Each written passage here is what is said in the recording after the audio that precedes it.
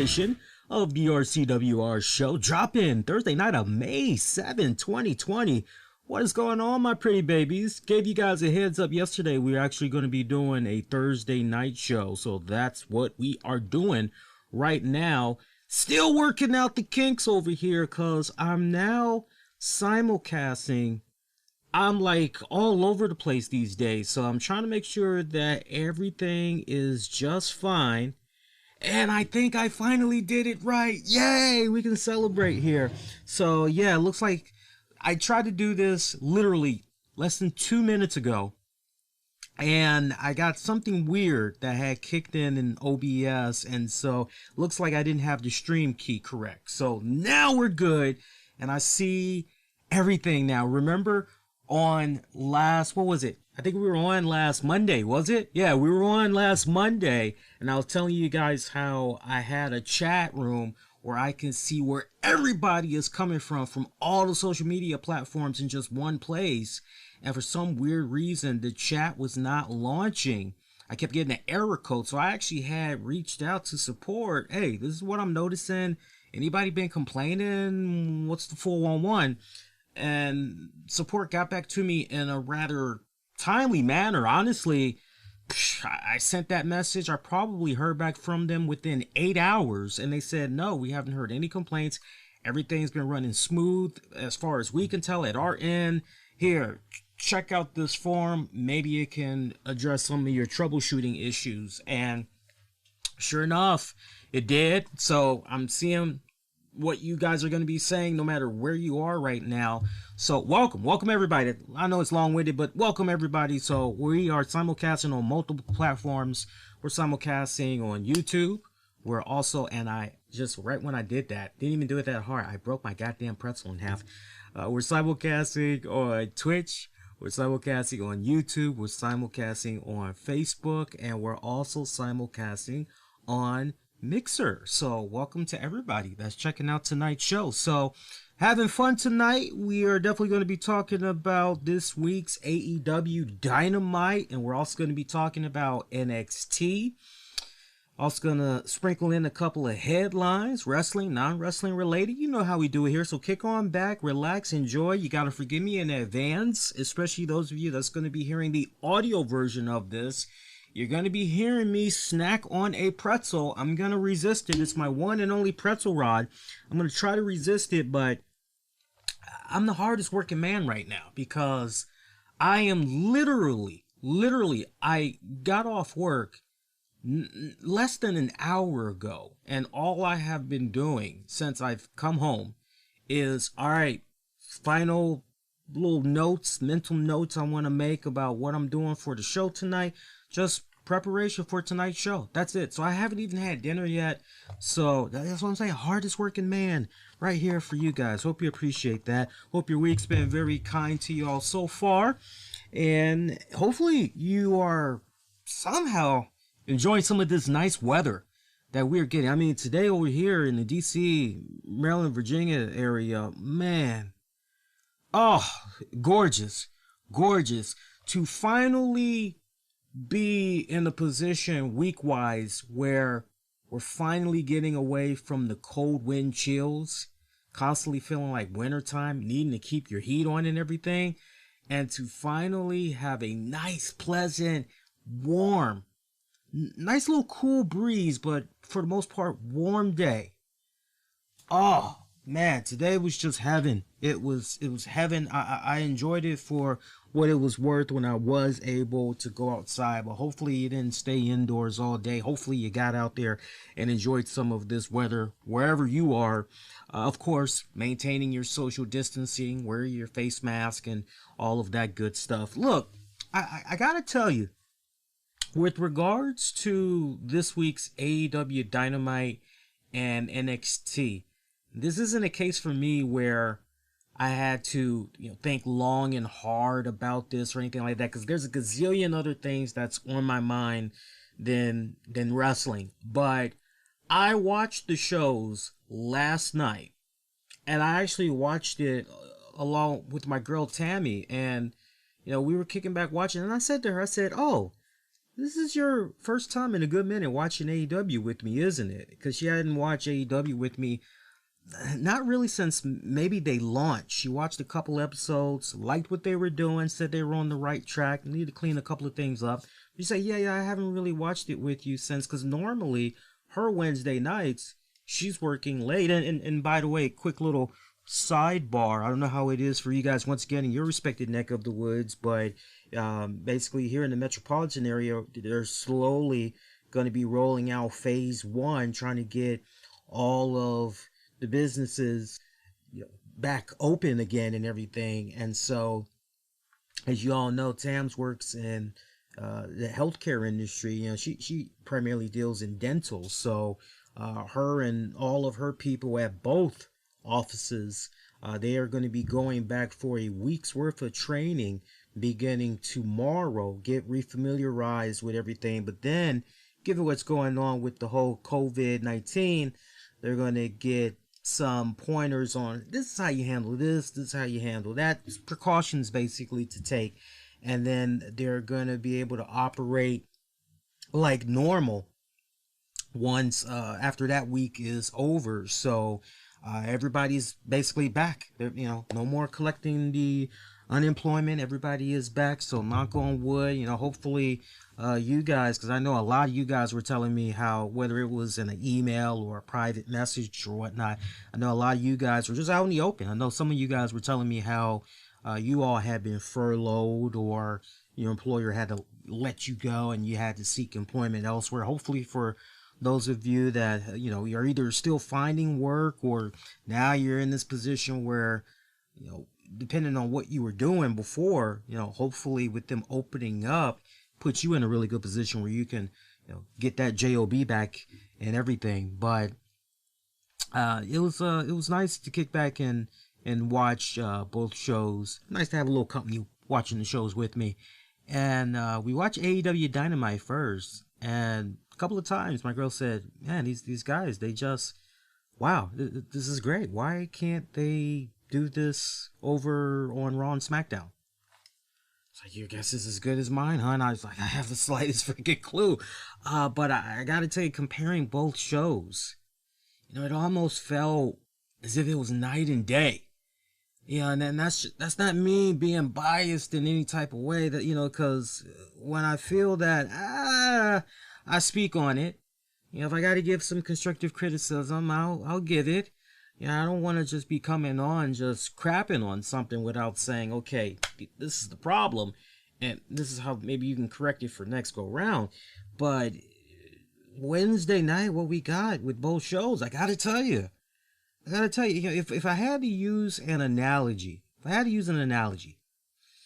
let's go with a grocery store analogy. And let's say AEW is grocery store A, and let's say NXT, for just for this Wednesday shows, let's say AEW is grocery store A and NXT is grocery store B. Now, AEW A, grocery store A, you go in there and you find flyers. As soon as you walk into the store, you find a flyer letting you know, hey, these are the items that's on sale this week. There's a greeter. Greeter welcomes you, lets you know if there's anything that you need help in finding. At the end of each aisle on opposite ends, you can find a little intercom button, and it'll connect you to somebody that can help you instantly in whatever questions you may have, something you're trying to find, what have you. They also encourage you to pick up the scanner gun so that you can scan all your items as you're putting them in your cart. That way, when you go to the checkout aisle, you can just hand the cashier that gun, they scan it, boom, that's it, you're good to go, just pay, you're out. So you have all of that that's going on. Samples of some of the coolest things that you're able to come across, all different types of food, cleaning supplies, you're able to just sample a whole bunch of different stuff, okay? But wait, it gets even better.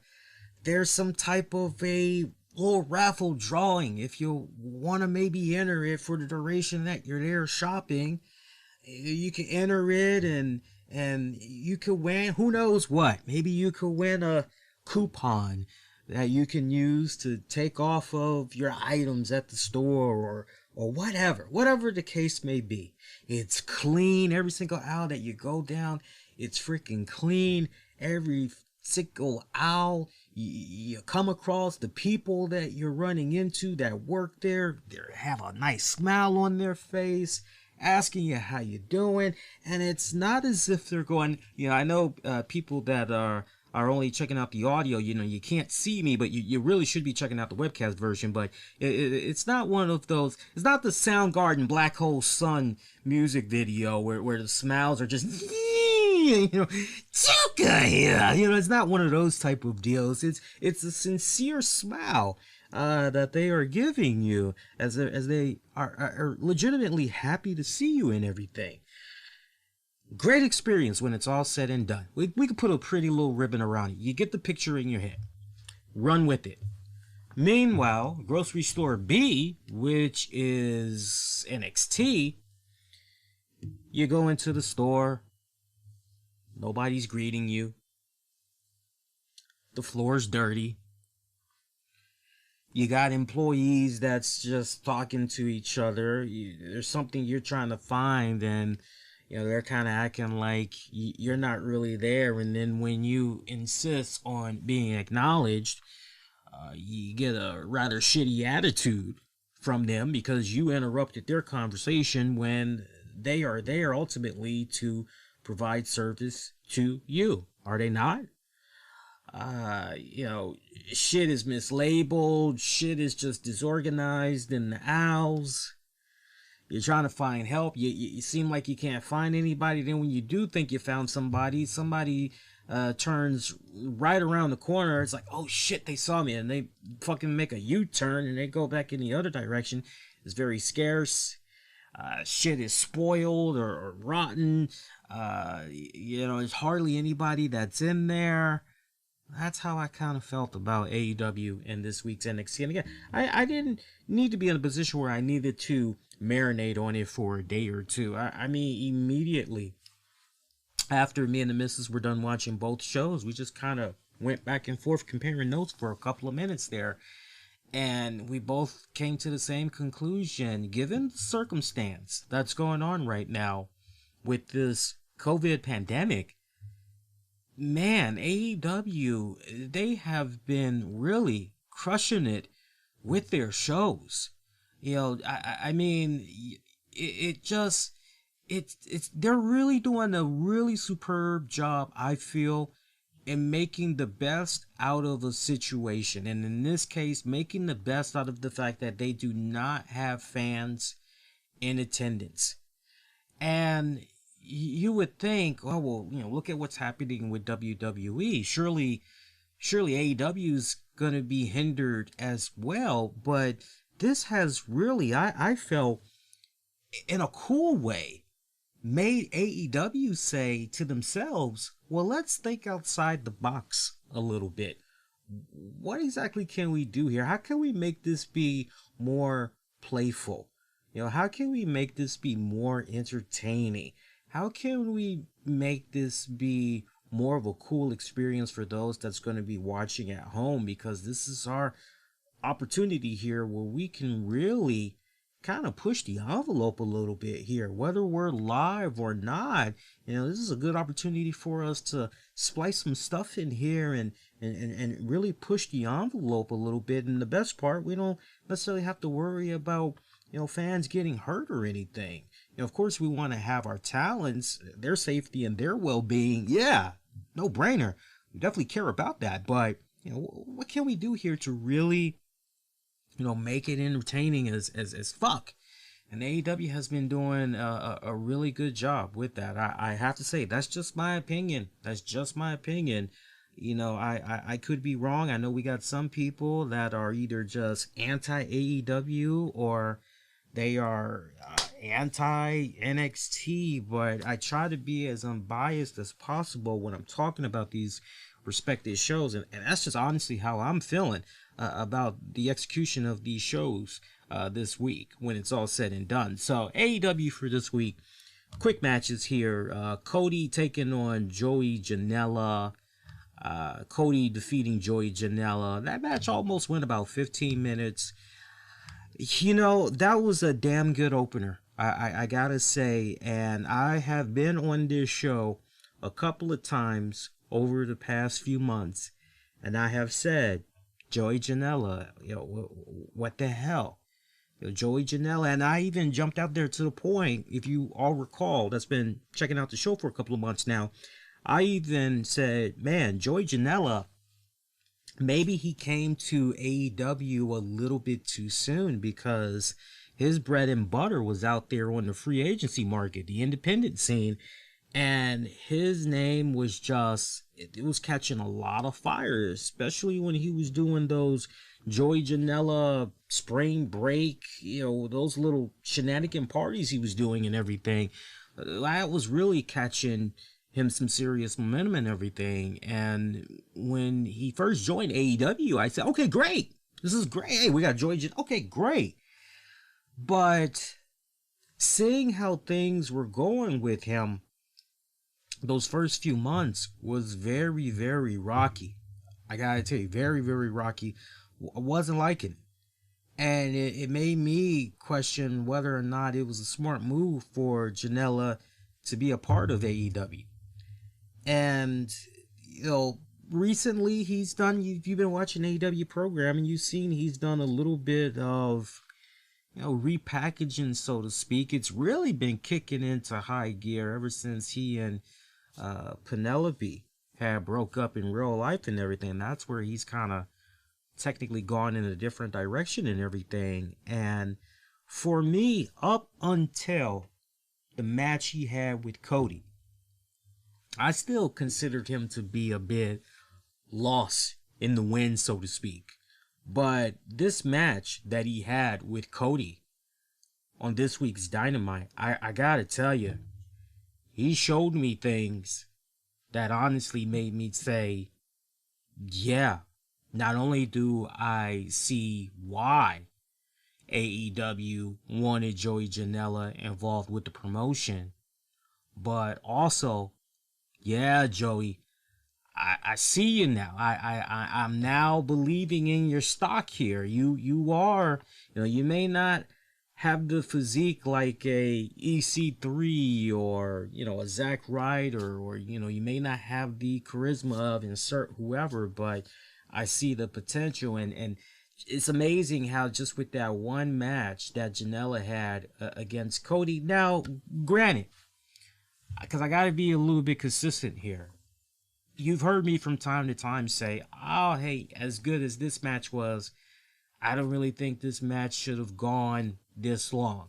Now, some people could maybe make the argument that Janela, Cody had no business going up to almost the 15-minute mark, given the fact that Cody is supposed to be this A-tier caliber of a talent, and then when you look at someone, just the way that the character has been booked so far, nothing personal, but just take a couple of steps back and just look at the placements of everybody that's in AEW right now, and you would say, yeah, Cody is A-tier, and Joey Janela, you look at and you say, that's C-tier. Nothing wrong with a C-tier. But for a C tier to be able to not only hang with someone of a tier level, but fucking equal to them. I can understand where some people maybe, that match went a little bit too. I can feel where you guys are coming from. I can definitely feel where you guys are coming from.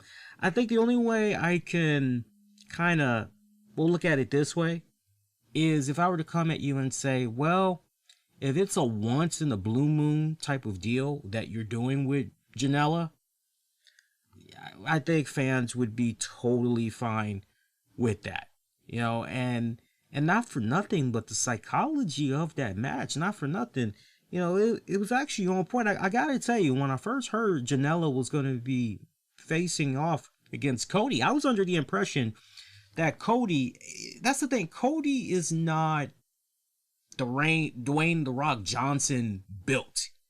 You understand what I'm saying? He's not Triple H built, but he's a big boy. And so, hearing from last week, oh, Joey Janela's taking on Cody. This is interesting.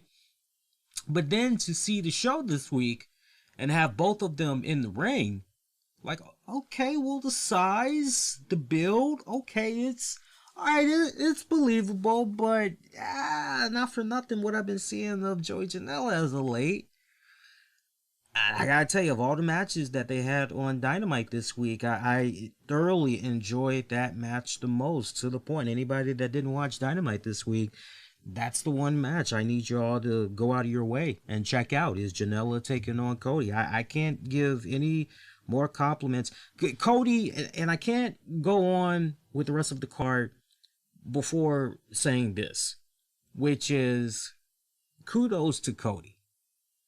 Because Cody has demonstrated to me time and time again, when I feel that Cody is facing somebody, well, wait a minute. What the hell is he doing here? Why is he's the A tier. He should be crushing these people. I gotta give Cody a lot of props. Cody goes into these matches, all right, look, I'm gonna get my shit in. I'm not going to be spamming out or anything, but I'm going to get my shit in. I'm going to look good. But man, we're going to make you look good as well. We both going to be eating pretty good tonight. What's up, Big Shug? What's up? It's like we're both going to be eating good tonight. And, Cody is just, he's unselfish. Yeah, that's the one. If I were to tell somebody one of my favorite traits about Cody, the one main trait I would say is he's unselfish. He is willing to go above and beyond in order to tell a great story of a match, put his opponent over. He's getting his shit in too, but put his opponent over and leave fans saying that was a pretty good match. Practically every time you see Cody there, all the matches that he's in, for the most part, he does a pretty good match, tag match or a singles match. He does a pretty good match. So, and Janela, I just hope that with this match that Janela had against Cody this week, I just hope that Janela is able to ride this momentum. I hope that Cody and crew, Tony Khan, all those guys, I hope they're really able to take what went down this week. Okay, this is what we did with Janela. All right, now how can we build off of that? Where can we take Janela next? Because basically the way we showcased him this week, we basically said this guy could fucking hang with Cody. So, if that be the case, all right, what's next? What do we do with him? I put it to you this way, and I think this is like crystal fucking clear. The last thing we need to see is Cody, or not Cody, but Janela. The last thing we need to see next week is Janela. I'm just throwing a bullshit match out there. Hypothetically speaking, he takes on Brody Lee, and Brody Lee kills him in less than 90 seconds. We don't need to see that. We don't need to see that.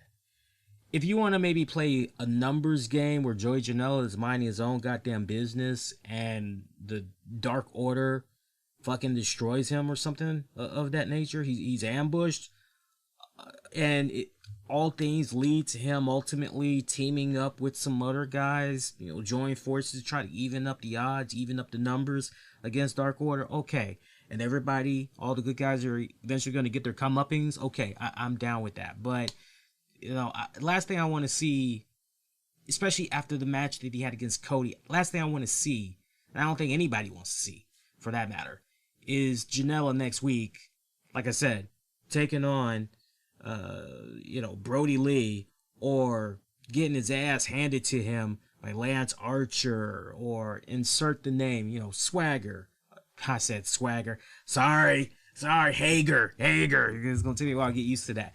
But you get it. But that was pretty good. All right, moving on. Next matchup here on the card for this week's Dynamite.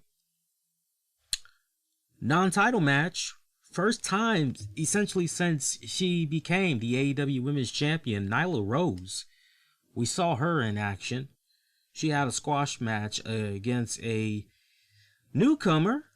I believe she is signed to the roster. I'll have to throw that back on you guys. If I understood the commentating right, I believe it was, yeah, she's part of the AEW roster there. But Kenzie Page, again, Kenzie Page, that is her name. And she's a cutie. She is a cutie. Interesting story, too. I was definitely paying attention to what the commentators were saying about her this week. And apparently she started wrestling at the age of 14. Yeah, at the age of 14. And she's 18 years old now. She made her AEW Dynamite debut this week against Nyla Rose. It was a squash match. She lost it in about under, 3 minutes, give or take. But peep this, as far as the people that had a hand in training her, Dr. Tom Pritchard, Glenn Jacobs, Kane. I mean, you can't go wrong when you're trained by those two cats. As far as I know, she's got an Instagram. She also has a Instagram, and I believe that she has a Twitter account as well. And I got to give her a lot of freaking props. I mean, she took the bumps from Nyla Rose like a motherfucker. I mean, she sold for the beast. What's Nyla Rose calling herself? The man beast? I'm not even trying to tell a joke. I know the man beast, that's usually for Rhino, but whatever Nyla Rose is calling herself, her little nickname. I mean, she went out there and she just, power bomb after power bomb after power bomb. And usually when it comes to a Nyla Rose match, once in a blue moon, Nyla Rose, she has a slip here and there. Accidents happen or whatever, but she was very careful with Homegirl this go round. And I loved it. I love seeing this. I gotta tell you, I finally missed Nyla Rose. I did. I usually follow her on Instagram, check out some of her stuff, her posts and everything like that. And when I saw her put a little teaser out there that she was going to be returning, oh, good. Okay, good. Let's see what you're going to be able to do there. Kenzie Page, though. Kenzie sold like a motherfucker for Nyla Rose. I gotta tell you, I was damn impressed. Damn impressed with, she bent so easily like a fucking pretzel. And yeah, if you guys are interested, give her a follow. If you got the Instagram, you can follow her on Instagram at Kenzie, Kenzie _ and then Page, but the way you spell Page is Paigeh. And like I said, I believe she has a Twitter joint as well. Looks like she's done some stuff with Future Stars promotion. I also see that looks like she did some stuff for K-Pow Wrestling. A little bit of stuff here and there. KFW Wrestling. So you can find some stuff of her online. I did take the liberty of checking out a little bit of her stuff. As a matter of fact, after her debut, I was that impressed with her. I actually, looked her up on YouTube, a little bit of Daily Motion, trying to see what I could find of her. And the little bit that I saw of the homegirl, I gotta say, I was pretty impressed. I mean, just think, she's got all the fundamentals down right now, and she's showing that she can, adapt to it pretty damn good. I mean, it's like she gets it. Telling where homegirl is going to be. Just think about that. She's 18 right now. Just think where she's going to be, at the age of 24. I mean, it's fucking. I'm impressed. I gotta tell you, I'm damn impressed with her.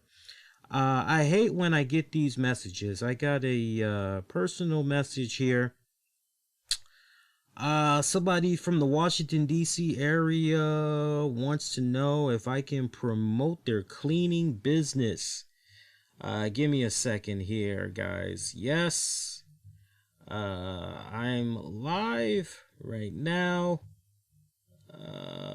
But feel free to order. Bam. Hang on a second here, guys. Sorry about that.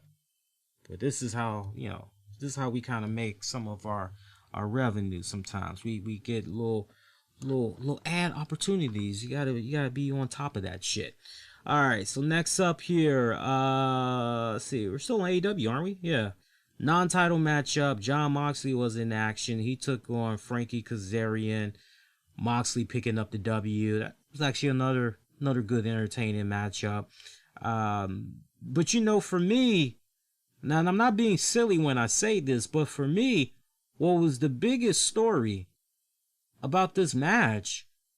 Frankie Kazarian let his hair grow, and not only did he let his hair grow out, but I could have sworn for the longest time Frankie Kazarian kind of looked as if he maybe needed a little bit of Rogaine or whatever. Hey, ain't nothing wrong with that. It happens to the best of us, unfortunately. It's hereditary. Shit happens. It's going to happen to you sooner or later, okay? But I could have sworn something weird was going on with the front and the back of the scalp, but as you see on Dynamite this week, the hair that Frankie Kazarian was growing there, you kind of looking and you're going, oh shit, let me find out Frankie Kazarian can still grow some long hair there. Like, okay, go ahead. But I gotta say that I was really surprised at that. I know that might be sounding a little silly to some of you guys, but God, I can remember when I first began watching Frankie Kazarian as well as Christopher Daniels. More so Frankie. I remember Frankie having nice, long, pretty locks. And I remember just one day seeing him and it was gone. And I just kind of went, what the hell? So, it's nice to see that, he's letting the hair grow out again. But with regards to the match, he and Moxley had, damn good. Yeah, damn good. I can't compliment both guys enough for the match that they had. Post-match, Dark Order beating the crap out of both guys. Christopher Daniels, if I remember it right, he did make a little bit of a cameo. He got his ass handed to him as well. Brody Lee, message to wounded, beaten up Moxley. You got something I want. The AEW Championship. Issued a challenge. Moxley sarcastically accepted, saying if that's all you wanted, all you had to do was ask. He gets the shit kicked out of him again by Brody Lee. Okay, so there we go. We now have a match there, Brody Lee, Moxley, and it's safe to say that this is going to be happening at Double or Nothing. Yes, Double or Nothing is still going to be happening later this month, as a matter of fact. And the way the card is looking right now for that Double or Nothing, it's happening on May 23rd. I repeat, it's going to be happening on May 23rd. Matches we got right now: Moxley, Brody Lee for the AEW World Title. There's also going to be a casino ladder match for a future AEW World Heavyweight Championship match. MJF will be taking on Jungle Boy. And for you guys that were looking for the AEW TNT Championship Finals, if maybe you were kind of under the impression it was going to be happening on this week's Dynamite, it did not. Instead, that tournament final will not be going down until Double or Nothing on May 23rd. It's the tournament final for the inaugural AEW TNT Champion. And that's the way it's looking right now. I'm sure that as we get a little bit closer to that actual card, there's going to be even more matches that's going to be added. So we're not going to go over preview and predictions right now. Wait a couple of more weeks for that. Also on Dynamite, Lance Archer, rather soundly defeating QT Marshall. One negative I do have to touch upon with regards to this week's Dynamite.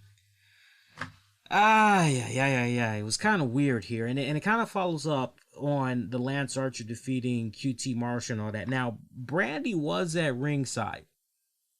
Now, remember what I just said earlier. Cody defeated Joey Janela. Okay, so Cody's in the house. All right, so later on in the show, definitely during the second hour, Lance Archer defeats QT Marshall, but as all of this is going on, who attacks Brandy? If I'm not mistaken, I believe it was The name is on the tip of my tongue. Britt Baker. Britt Baker just came out of nowhere, attacked Brandy. So attacks her from outside the ring because she was part of the little section was Britt Baker. So she just comes from out of nowhere, attacks Brandy, rolls her in the ring and everything.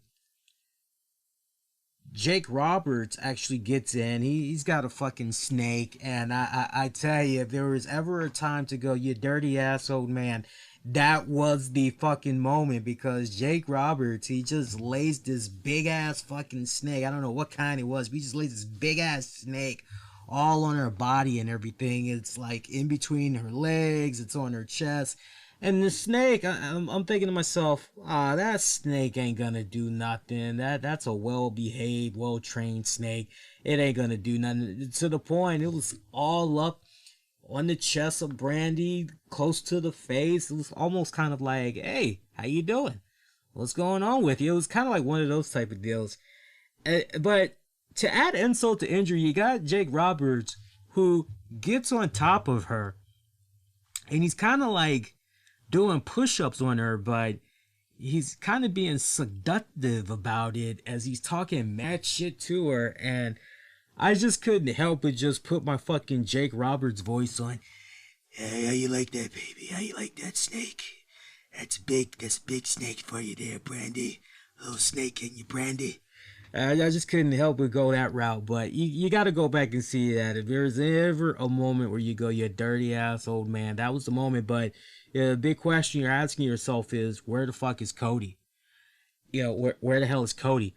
And I got to tell you, I think it was Jim Ross. I didn't catch who it was, but somebody on commentating after all of that had went down, they said, man, and you know, obviously Cody was in the showers when all of this was going down, thinking his night was done and everything. But rest assured, you know, once Cody, if he hasn't already found out already, you know, once he finds out what happens, oh, you know, he's going to be seeking some serious payback. So it was kind of nice how they cleaned that up a bit. I gotta give him a little bit of credit for that. But yeah, I was kind of like, where the hell is... But, you know, leading up to that, we saw a Brandy promo. And I wish I was being mean-spirited. I wish I could say I was being a dick, you know, or something of that nature. But I'm listening to this Brandy promo. You know, she's got this black background drop. You know, she's sitting in front of the camera and she's talking. And, you know, I'm like with her the first 10 seconds. And then all of a sudden, it just, she lost me. I wasn't sure where she was going with this little promo spot there. You know, even Tams was going, what's the point? I mean, it felt like it was going on and on and on, some type of rhetoric, you know, on and on. It's like, you know, I don't know what the hell she's trying to say. Well, you know, I don't know what she's saying. You know, I don't know what she's saying. Like fast forward the shit. I mean, you know, it's like, come on now. It's like you gotta, you know, make that impression. And you know, she's shown me a little something, you know, in the ring. She's shown me potential and everything, but as if it was bad enough when we had her involved with the whole Nightmare Collective. And we see how that pretty much had ended. And look, we haven't heard anything from the Nightmare Collective since, at least not on Dynamite. Not since then. You know, but for the love of God, if we're going to keep putting Brandy in front of these cameras and, you know, we're going to have her cut these promos and everything, you know, then her shit needs to be more concise. Her shit needs to be more direct.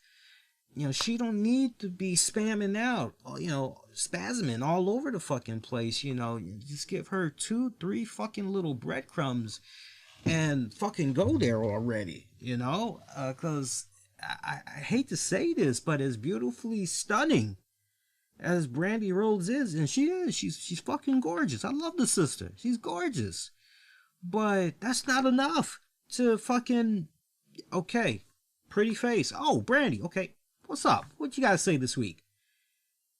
All right, 5 seconds, 10 seconds, 20 seconds. Where's the point? 30. You kind of gotta think like those TV viewers, because once they get that vibe of, oh, this is the channel flipper right here, they're gonna go see what the hell's going on. Luckily at the time that I was watching the shows, it's pretty much well after they went off the air last night, going into Thursday morning. I just found myself fast forwarding through the shit. So they gotta be more concise. They gotta be more direct. Clean it up a little bit more. Just give her just a couple of bullet points. Okay, look, this is how we need to do it. And since that's a pre-produced type thing, or pre-taped type of deal, that's the beautiful part. Man, you can fucking, I don't like that one. Let's can that one. Let's do that one again. You can just take as many takes as you want until you feel that you got the right shit. So, see, other than that, see what else. Oh, the main event, the main attraction of the night, Street Fight Falls Count Anywhere match. Les Six Gods, Chris Jericho, Sammy Guevara, defeating Matt Hardy and Kenny Omega. That was, I gotta tell you, I've seen some Street Fights, Falls Count Anywhere matches in my day. That was very entertaining. Very, very entertaining. Now, before anybody, because I know somebody wants to always compare, somebody's probably gonna say, oh, this was better than the Boneyard match. Let's not go there, brothers and sisters. Let's say, that's an entirely different debate. That's a whole separate show. Let's not even touch that. But what I will say, if you want to look at this calendar week, I will say to you guys, as far as most entertaining matches / segments, I will tell you guys that Falls Count Anywhere / Street Fight on so many levels was fucking brilliant. I loved it. I was entertained from the beginning to the end. I mean, from the minute that, where do you start as far as where you're hooked? Where do you start? Do you start with, hey, it's Chris Jericho? Do you go with Sammy Guevara, who's coming into his own? Or do you maybe go with, hey, this is Matt Hardy, Broken Matt Hardy's AEW in-ring debut? Do you maybe, are you getting your buzz off of that? Or do you go with all of that and say, on top of that, oh yeah, wonder how his entrance is going to be. What's going to be on the Titantron for him? Are you going off of that? What type of in-ring gear is he going to be wearing while he's wrestling? There was like so many factors that was going into this. And then just when you already assumed this was going to be an entertaining match, they really pushed the envelope of thinking even more outside the box, trying to make it be as entertaining as possible for the fans at home, to the point you got Matt Hardy, he's out there as Broken Hardy, as Damascus. Jericho beats the shit out of him. He disappears. Matt Hardy does. Next time we see Matt Hardy again, he's pretty much pushing the Lita, Jeff Hardy, the Team Extreme Matt Hardy. Total costume change, complete overhaul. And you're going, oh shit, and he's doing all the signature stuff. I'm like, oh man, this is so cool. And then, now you're kind of going, all right, so now we know without a shadow of a doubt, this new persona, Damascus, aka Broken Hardy, this Damascus is basically utilizing all of the split personalities. So basically all of the Matt Hardys we've seen over the years, it's basically utilizing all of those to help fight the fight. And like, okay, this is interesting. Or do we bring up the fact that the fighting went outside of the ring, went on the grounds, and you see little families, they got their safe distancing thing going on, they got their mask on and everything, and they got their phones out and everything, and you're like, oh wow, this is really, and you got the wrestlers that's part of the crowd, they're kind of following in on the action too, and they're hyping it up and everything, Do you maybe go with when Matt Hardy goes in the freaking golf cart trying to figure out how to turn the son of a bitch on, and Kenny Omega's fucking riding shotgun, and they fucking mold down the shit out of Sammy Guevara? Like, I mean, there were so many fun, quirky little. You see the meme of that, by the way. I mean, that's amazing how quick of a meme. That's the other thing I really love too. You know, AEW doesn't get enough credit. I'll give credit where it's due. You ever notice when it comes to the Wednesday nights, as far as memes go, like popular memes, popular GIFs, go back. You know, don't take my word for it. Do your own homework. Seems that AEW has been racking up a lot more than what NXT has been doing, and I don't think it's a case where the people at AEW are going, "Oh, you know, this is our next gift moment," or "This is our next meme moment." I don't think they're doing that. I think it's just them kicking back. For all I know, maybe they are eating some brownies, you know, doing some pot, and you know, "Oh, dude, you know, it'd be so fucking funny." And they just, I don't know what it is, but they always seem to fucking nail it. That shit when they ran down Gouveia, I laughed hysterically at that shit. I laughed hysterically. Just seeing a psychotic look on Matt Hardy's face and Kenny Omega just fucking point. I mean, that was just hilarious on so many levels. I loved it. Sadly, Inner Circle, numbers game too much. What is it? Pride and Glory coming in there, helping things out. Hager factoring as well. Inner Circle, just numbers game. It was much too much. Much too much. And I guess Cody at this point was maybe checking on his girl Brandy. We understood what's going on with the Bucks. The Bucks, you know, they aren't going right now. The commentator said flat out, due to the pandemic, you know, they got young kids at home. You know, they care about safety, health, well-being of their loved ones. So that's why the Bucks, you know, not there right now. There's a couple other people that they said were missing as well, and basically it was all because of the pandemic when it was all said and done. But numbers game too much. Inner Circle coming out on top. They're defeating Kenny Omega and Matt Hardy. Next week though is going to be a pretty damn good episode. What all they got coming up. As a matter of fact, let me see if I can point out some of the stuff that's going to be happening next week. So MJF, he returns. Well, actually, when I say he returns, I believe he returns to in-ring action. We actually did see him this week. He was part of the crowd section. And he had a nice little vignette / promo that they did a couple of breaks later and everything. But his joint was good. The Exalted One, Brody Lee, is going to be taking on Christopher Daniels. Best Friends is going to be taking on Jurassic Express. Sheeta will be taking on Penelope Ford, Dr. Britt Baker, Chris Statlander. So it looks like that's going to be a fatal four-way. Chris Jericho will be taking on Pineapple Pete. You realize Pineapple Pete been talking mad shit. Him and Jericho been going back and forth. This week, Pineapple Pete, when he had the opportunity, he actually smacked the shit out of Jericho. I think it was on the back of his head or whatever. So there's your instant Acme feud right there. Jericho, Pineapple Pete next week. And there's going to be a Lance Archer and Jake Snake Roberts interview. So all that you get to look forward to next week. So it should be a pretty good show. Actually looking forward to it. Very, very much looking forward to it. Want to take this time out. Welcome those of you that's checking out the show, be it live right now, or maybe you'll be checking this show out on demand and on the downloads. However you check it out, do appreciate the love and the support.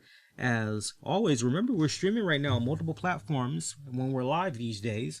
We're streaming on Twitch, YouTube, Facebook, and we're also streaming on Mixer. I told you guys I was on a mission to get that Mixer figured out, and I was able to get that bad boy figured out in less than 24 hours when I was able to.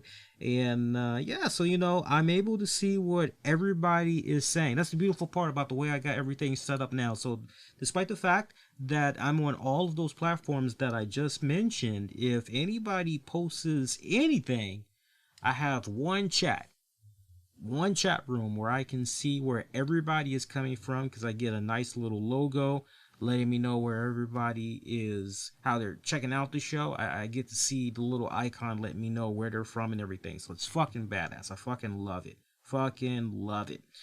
All right. Want to give a shout out to some of our Patreon members. Remember, patreon.com/RCWR show. You can check out some awesome bonus audio and video content, great majority of which you won't be able to find anywhere else.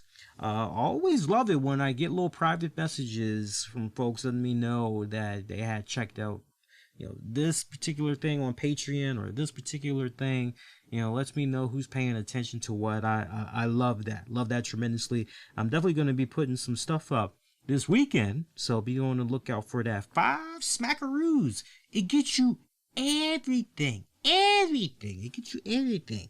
So check it out when you guys get a chance. But shout out to Patreon members: Sean Kenter, John Krauser, Michael Wolf, John Davis. Also shout out to my good friend Tony Bing Gaming. You want the very latest on all things Marvel Strike Force, Marvel Ultimate Alliance 3, Marvel Super War. Tony Bing Gaming, he's your man. Tips, tricks, news, walkthroughs, and reviews. He is the man. Check him out. He's on YouTube. He also has an awesome Patreon paywall as well. Check him out when you get a chance. WWE Supercard players, if you've been on a little bit of a break, heads up, there is a new Women's Giant Unleashed event, and the reward, depending on your top 8 ranking, you may be able to get your hands on Nikki Bella. If you ever wanted to get your hands on Nikki Bella, this may be one of the rarest times and the only time without legal ramifications being taken upon you that you'll be able to get her. She is a WrestleMania 36 tier card event when you complete all of the milestones for Giants Unleashed. So have at it. Will I be playing? Yeah, I'll be playing. I tell you, it seems that when it comes to the strong women tier cards, unless you have, what is it, in your achievements or when you're climbing the ladder, you know how you get to unlock certain tiers for your respected deck. You know what I'm talking about. You go in, you see the calendar, and then you see like a ladder. And usually for X amount of games that you played, first it just gives you a random joint, but then the deeper you go into how many wins you get, how many times you play the game or whatever, eventually it goes, you will get this based off of your top 8 rarity, basically. Like, so if you're a WrestleMania 36 tier, then you're going to get a WrestleMania 36 tier card. So I say all that because it seems that when you're trying to really do your best to build a strong women's deck, it's always lacking. The men's deck, no problem. The women's deck is always lacking, and unless you are willing to pony up that cash, like I know a lot of people are tripping over getting Natty right now, as opposed to Christian, but all those deltas, they give you plenty of alphas. They give you plenty of opportunities for the alpha cards, but the deltas, very scarce. And when you do the math, minus the events that's happening this month, there's no way you're going to be able to get a natty card unless you pay to play. Sad but true. So, if you are not that fond of the whole pay to play right now for that new natty card, then going the route of Giants Unleashed for the Brie Bella card, that's like your best bet to go, especially if you're not working right now, or you got a weekend, or you're gonna have some downtime. It's a good time to just grind it out. And if you, depending on how your deck is, if you want to try to pro her, I have a feeling they're probably gonna put her second card in Road to Glory for solo players, not team Road to Glory, but just a solo joint. I have a feeling that maybe that's where they're going to put her, or maybe they're going to put her in, I'm trying to think. It might be Ring Domination, could be ring domination. If it's not Road to Glory, it could be ring domination. So if you ask me for my personal pick between the two, ring domination or Road to Glory. I like Road to Glory more. The ring domination for me feels a bit too tedious. To each its own, but for me it feels a little bit too tedious. All right, hey, NXT, man, I wish I could be as glowing and all of that as I was to NXT, but man, NXT was just so this week. I really hate to say that. It was so. Look, the Johnny Gargano Dominic Dijakovic match, hey, that was good. Gargano going over Dijakovic, that was good.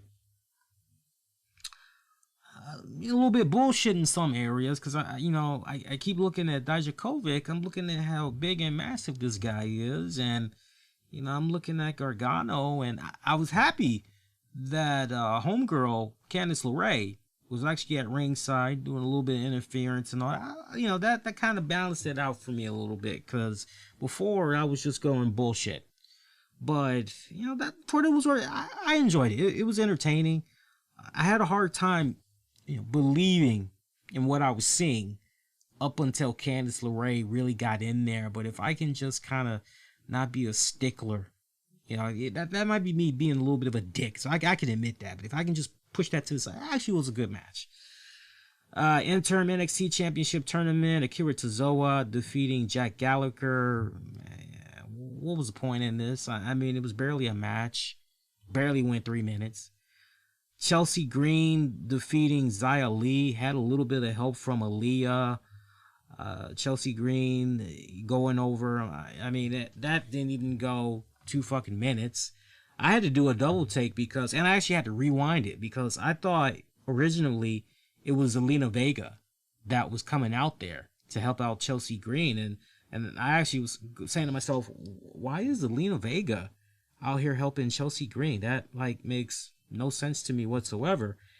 And I had to listen to the commentators. Usually with NXT, I have the commentating on mute, but since Morrow's been back, I've actually had to unmute it. And so I'm listening. I'm like, yeah. What's Zelina Vega doing there? And they're saying Aaliyah. I'm going, Aaliyah, because if you'd have told me going back to the Impact Wrestling days when she was Laurel Van Ness, if you'd have told me Laurel Van Ness would go from that to Chelsea Green where she is right now, I'd say bullshit. It's just one of those. It's a thing. I actually, when she was in Impact, I couldn't stand her. I swear to God, I gotta be consistent here because I don't need anybody to say, oh man, now Lee fucking likes Chelsea Green. He ain't like her when she was. I admit I didn't give 2 shits about her when it came to Impact Wrestling. It just goes to show you though, when you look at the history, Laurel Van Ness, Mia Yim, who was another one? Even to a certain degree, Kiera Hogan. Till we saw what was going on with her and WoW and how WoW was able to utilize her, and then Impact kind of, oh well, wait a minute, and then they kind of opened up more to her as a result and everything. I'm trying to think. I gotta actually look at the knockouts list because not all of the names are coming to me off the break. But my point is, we've seen some women in Impact Wrestling. You're like, man, the drizzles. And then we see them go elsewhere. And it's, oh, shit. Look at what they're able to do. Oh, shit. Hey, this is awesome. So, man, Laura Van Ness, probably the biggest one of them all. Just go, night and day. Night and freaking day. It's amazing. It's amazing. Probably the highlight for me, gotta give him a lot of praise too, or them a lot of praise. Karrion Kross, formerly known as Killer Kross, making his NXT in-ring debut with Scarlett. It ain't Scarlett Bordeaux, now it's just Scarlett. Where do I begin with that? I mean, it felt like I was watching MTV Unplugged or fucking 120 minutes. You remember the joint? 120 minutes, and you just see nothing but alternative rock music videos or whatever. It felt like I was watching something that was the start of a Pantera, meets Black Sabbath, meets fucking Judas Priest, meets fucking Alice Cooper. I mean, there was so much shit that was going on from a visual aspect, when it's all black and white and you just see this woman just standing. You're like, what's going on? It's like, oh, okay, so she's kind of like in the clouds, and well, where's she waiting? You just see this, this big ass, dark crow or whatever, this bird that just comes flocking towards her, and then shit just that whole thing was just awesome. I spasmed out over that. I was like, oh, this is fucking kick ass. And then when they finally do bring up the lights, everything is in color and everything is just like thrash fucking metal. That was fucking killer. I loved it on so many levels. And apparently Scarlett actually did the vocals. Now, if I had one little bone to pick with, and it's probably me being a dick, so don't mind me. Maybe some people feel the same way, and that's cool if you do.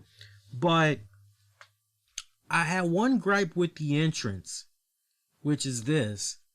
For me, it kind of felt as if the parts where Scarlett was lip syncing, I felt that it was going just a little bit too long. Just a little bit. And I know we're supposed to look at them as basically a pair, and so I love Scarlett. I'm not criticizing now, but I just can't help going forward, if that's really going to be able to stick long term. I think it's good right now for when there's no fans in attendance and everything, but I'm just looking at things basically 3 months down the line. Where are we going to be going with this? I just 2 cents from a distance, and I hope I'm wrong. I hope I'm wrong, especially for those that are big fans of Scarlett's. I hope I'm wrong, but it kind of feels to me as if maybe they need to crop that just a bit. I was talking to Tams about it, and I kind of feel as though right when the crow, comes up to her and everything, then maybe that's when everything goes black. Then you bring it up in color, and you got the thrash metal music, going on and everything. You got the main chorus that just keeps playing. Maybe you can kind of do it like that as he's making his way to the ring. But then you kind of have to think about, okay, but what's going to happen once he's in the ring? What do you do once you get the man in the ring? Then what? So it's a delicate situation there, but for now, I'm not going to be worried about it. It was fucking killer. I mean, it was epic. Besides my trepidations about that, besides my concerns about that little part of the entrance, I mean, just visually, just the fucking presentation. I mean, everything. This was look at me. Look at this newest star. Look at this duo. These people are here to bring the fucking ruckus. These people are here to fucking murder. And I felt sorry for the brother. Why I had to be a brother. My man freaking Leon Ruff. It would be a brother named Leon. I mean, seriously. Just beat his ass so bad, I bet he wish he could have had slavery instead.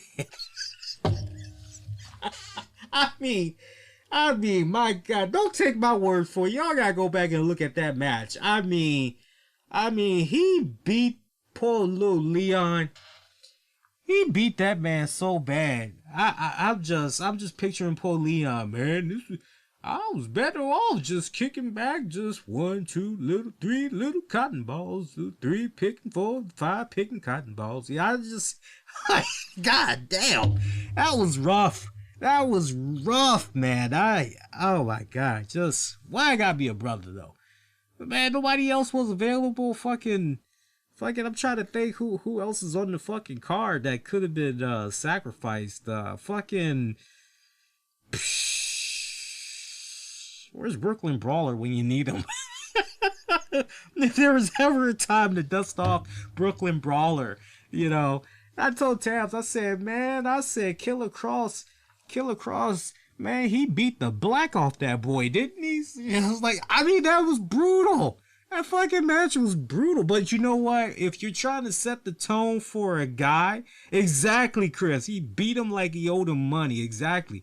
Like if you're trying to set the tone on this is the star you need to watch. And I like how the dirt sheets and the websites are jumping out there and they're going, according to our sources, Karrion Kross is being looked upon as a future mega star. And it's like, no shit. Like, you don't need a dirt slash website to tell you that, a dirt sheet website. You don't need them to tell you that. You could have seen that with your own two eyes. You see the hot babe.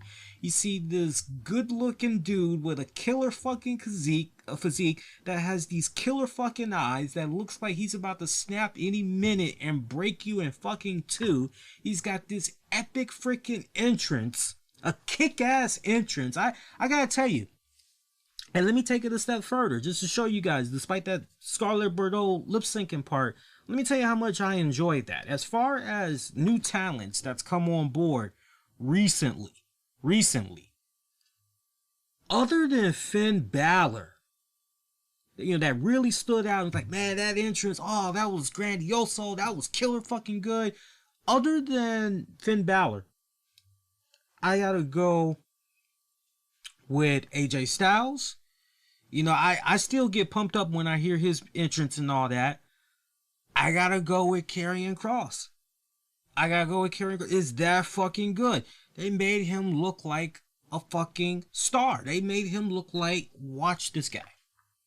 Nothing else matters right now. Just watch this guy. Speaking of Finn Balor, just when we thought we were going to be able to find out who attacked him, no, we didn't get any answers, but Finn Balor had some choice words to say with regards to the person that attacked him. And I actually want to pull up my notes right here with regards to Finn Balor.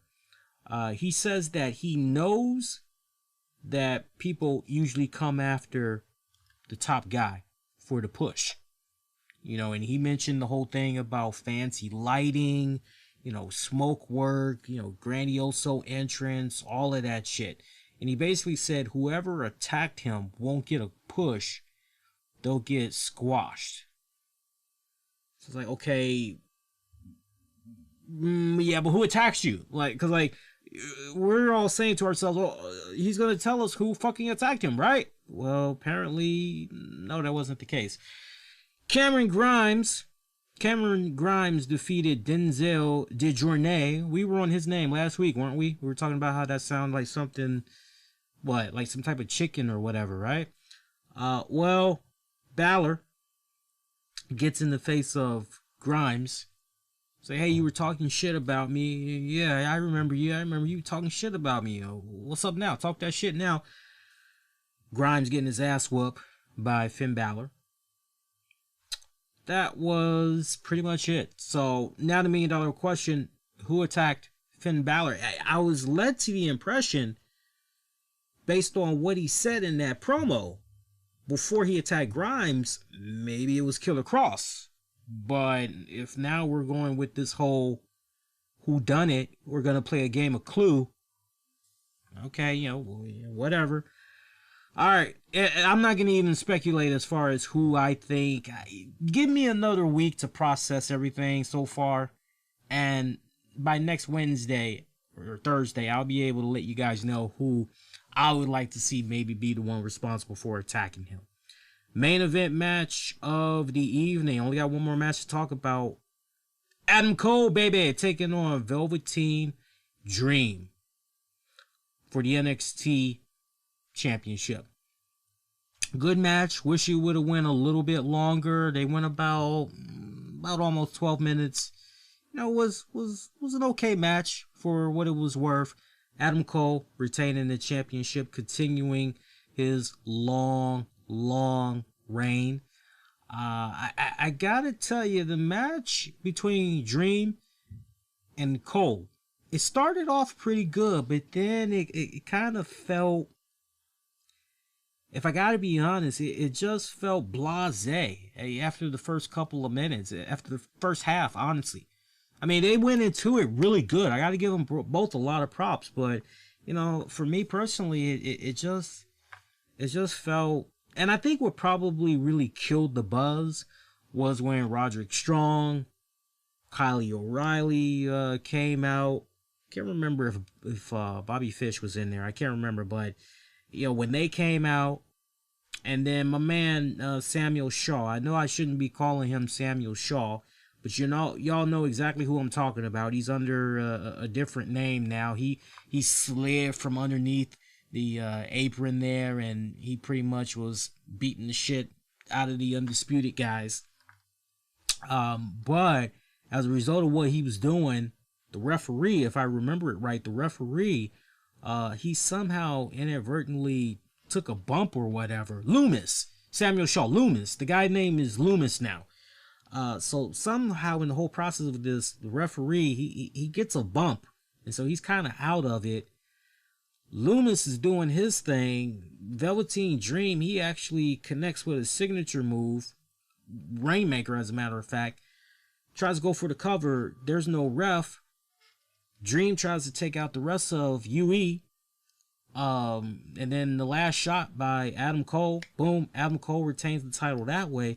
So now you can look at this a couple of ways. You can either look at this as Velveteen Dream probably would be the new NXT champion right now if Loomis didn't do what he did, or you could say that goddamn Undisputed with their, you know, the Undisputed, oh my god, I just fucking blanked out right there. The Undisputed Era, you know, these fucking guys, they fucking had the numbers game. Numbers game was all in their favor. So here we are once again. So which direction is Velveteen Dream going to go? It's obvious he has a partner in Loomis. You know, the question is he going to be accepting of that partnership, or is he going to be very standoffish, kind of trademark Velveteen Dreamish, and say, I don't need your help, I don't want your help, I didn't ask for your help, stay the fuck out of my business. Instant Acme feud as a result. I mean, you've already got your Instant Acme feud right there. I mean, I kind of feel as though at this point, Dream is going to take a slight detour, and he's going to feud against Loomis, and Cole is now just off his little merry way. And now the question becomes, okay, so who does Adam Cole feud with next?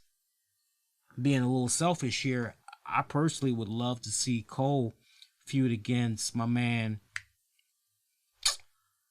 bask in his glory, Keith Lee. I personally would love to see that go down next. I think it's time. Pull the fucking trigger. And I'm looking at things from a deeper level too, because, you know, when you look at everything that's going on with Raw and SmackDown right now, especially during these turbulent times, you know, unless we're about a month, maybe a month and a half away from some states opening things up with the arenas and say, hey, you guys can operate, but, you know, minus 25% capacity. You know, unless we're about to get to that point, you kind of need to shake some things up right now with your programming, especially from a writing standpoint. I'm talking about the main flagship shows. You know, do you maybe entertain the idea of calling up the UE and having them just run roughshod on both shows? You know, maybe have them do something of that nature, and then, you know, have all the execs, I put that in quotations, the execs at USA and Fox trying to get exclusive rights for, you know, one of the hottest, biggest acts in WWE and everything. So it's, you know, your guess is as good as mine, but I would like to see Keith Lee slide in there. If not Keith Lee, going down the roster. If not Keith Lee, yeah, there's really nobody else. I'm going through the names I'm seeing weekly. Keith Lee is the one major that stands out to me the most. And then, of course, what's going on with Cross? Exactly what type of guy is Cross? Are we supposed to be booing him? Are we supposed to be cheering him?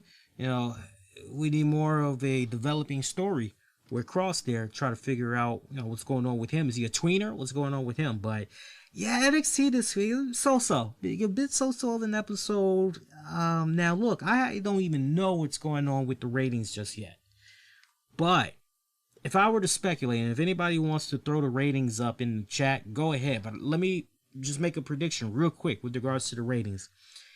Again, I have not seen the ratings yet. I'm going to say, for my personal preference, as far as the product goes for this week, AEW had the better product, hands down.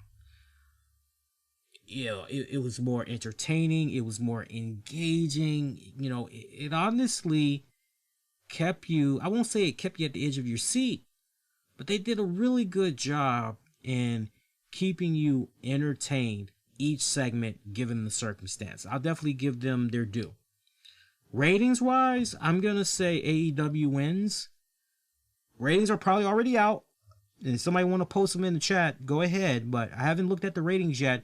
I'm going to say AEW wins, and I'm going to jot this down right now. I'm going to say AEW probably won, I'll say 710,000 for AEW. And I'll say for NXT, maybe NXT did about 585,000.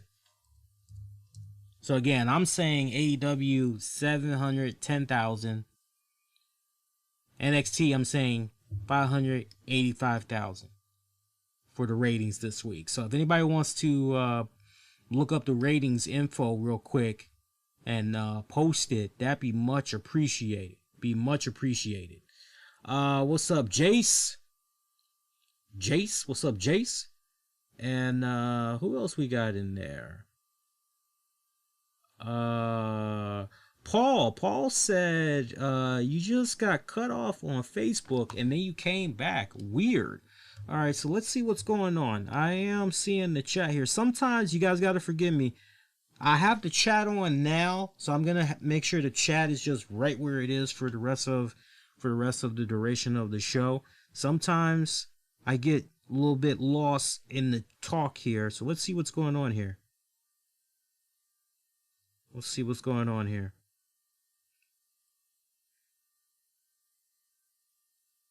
Yeah, Chase, I see what you're talking about here. It looks like there was one show that was 57 minutes, and then now there's another one that is, this one says like 8.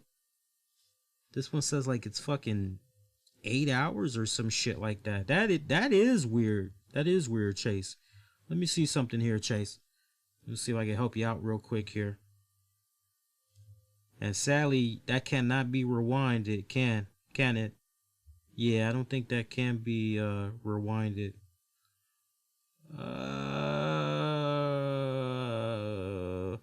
Oh, that's cool. On Facebook, you guys got closed captioning. I like that. And I'm seeing in real time. Does a really good job catching up in real time here. Yeah, that is weird. So I'll have to figure out what I'm going to do with the Facebook stream. If that continues to happen on Facebook, Paul, just post and let me know. And I'll try to see what I can do. Nothing that I did at my end, because I'm simulcasting on multiple platforms. That might just be an issue with Facebook itself. Because I know Rob Feinstein of RF Video, he's been doing, I don't know if you guys are aware, but he's been doing live auctions. And the live auctions that he's been doing, sometimes he'll get interrupted, like for no apparent reason. And I know his auctions are usually long, but there was a couple of times where he wasn't even on that long, and for some weird reason, Facebook interrupted his stream, and then it came right back. Very, very fucking weird. Very fucking weird. But hey, let's get into a couple of more headlines here. And like I said, if anybody wants to post the ratings for AEW and NXT, go ahead. I'll definitely give you some credit while I'm still on the air. Come on, go ahead, somebody. I know somebody. Come on, between Shug and Paul and who else we got in there? Jace. Hello to Jace. Chris and everybody else that's watching. Come on, do a brother solid. Pull up some AEW and NXT ratings. I'm most curious. We got a couple of more headlines we can get into before we get ready to wrap it up. Let me see how we're doing on Showtime here. See how we're doing on Showtime. I think we've been on the air, and I forgot to hit the record button. Yes, I forgot to hit the record button. So this is how we'll take care of that. Hit the record button. There we go. And now we got our record button going. I think we've been on the air. Let me look here. Let's see. I think we've been on the air, what, an hour? 15 minutes or something like that, give or take? Sound about right? Yeah, I think we've been on the air about an hour, 15 minutes or something like that. Sorry, so not that much more showtime, so let's go. There's a couple little tidbits we can get into here on the show here. Alright, one thing I want to bring to you guys' attention is I was watching an episode. I don't know if you guys had saw this, and it's wrestling related. There was an episode from 2015 of Deadly Women. I'm a big fan of that series. I've seen essentially 95% of all the episodes of Deadly Women since it first came out. Love that show. If you have ID Investigation Discovery, look it up. You'll thank me later. I nicknamed that channel the Death Channel because every time you turn around, there's always a boatload of people that stay dying on there. Like somebody's always getting killed on that fucking show. It's fucking insane. But check it out. Anyway, it was an episode from 2015 of Deadly Women. I actually had watched this a couple of nights ago, and I was, wow, I kind of talk about this on the show. This is killer fucking insane. And the name of the episode that they did that I watched, it was called Payback. And the reason why I'm bringing this up is it covered a woman by the name of Juana Barraza. And she was known as La Dama del Silencio, basically known as the Old Lady Killer. She was going around between the late 1990s until the early 2000s, and she was killing older women between the ages of 40 right up into the 80s. Yes, she was killing women in their early 40s all the way up into their early 80s. And she was doing this between the 90s into the early 2000s. She finally got caught and everything, and she got sentenced to, I think, 759 years in prison. And they say she's responsible somewhere between 24 to 50 deaths. You just hear that, you go, what the fuck? And this girl had a terrible childhood, a terrible fucking childhood. When she was a little girl, I believe age 11 or 12, her mom, who was dealing with serious drugs, I mean, she had a habit like a mofo. So some guy that she was kind of, I won't even say dating, because anybody that's dating wouldn't even go in this direction. I'll just say maybe it was her supplier that maybe she was going steady with from time to time, or doing blowjobs, whatever you want to call it. I'm not going to speculate. But what is a fact, she needed a hit. You know, she wanted some alcohol. And she told the guy that was at her place, hey, you know, come on, give me some beer. The guy wouldn't give her any beer. And she's like, oh, come on. And dude's like, well, what do you got? What do you got to offer me? You know, what are you going to do for me? So she ends up giving this guy her daughter for beer. I believe 3 bottles of beer. I bullshit you not. I wish I was kidding, but she coughs up her 11, 12-year-old daughter to this fucking dude for beer. And you think that this guy that this little girl's now going with, you know, hey, it's okay because she's been removed from this toxic environment. And nah, he did some shit to her. And so, long story short, this girl grows up with such hate, great animosity towards her mother, but sadly she's never really able to take out that frustration, that anger. She's not able to take it out on her mother. I guess her mom died, you know, years later or whatever. So instead she just goes around in Mexico and she's finding these women. She's knocking on people's random doors, basically. Oh, hey, I'm a nurse. I offer blah, blah, blah, blah, blah. Do you need help? And that's how she's kind of able to get into the house. And, you know, sweet little lady, oh, she don't mean no harm. When they turn their fucking back, she's fucking choking them out.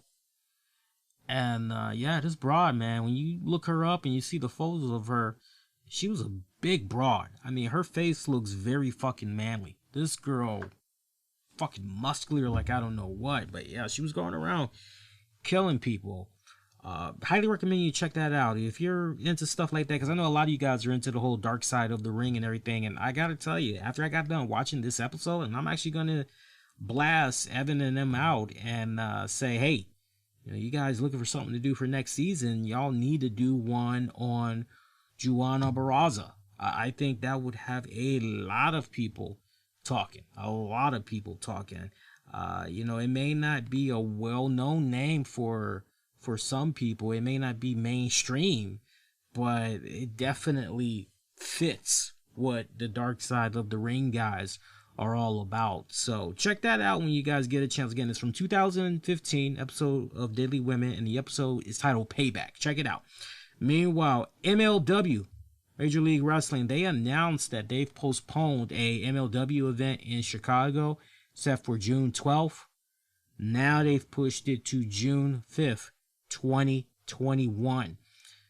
So still going to be happening at the Cicero Stadium, but now it's being pushed back to next June 5th of 2021. More happier news for you guys that maybe are looking to catch up on some MLW. They have announced they've partnered up with Fight TV, and they're going to be showing key pay-per-view events over the course of the next couple of weeks. So check it out. As of right now, tonight, May the 7th, going into May the 8th, you guys can check out the Saturday Super Fight. Then on May 14th, pretty much a week later, May the 14th, you get MLW Battle Riot 2.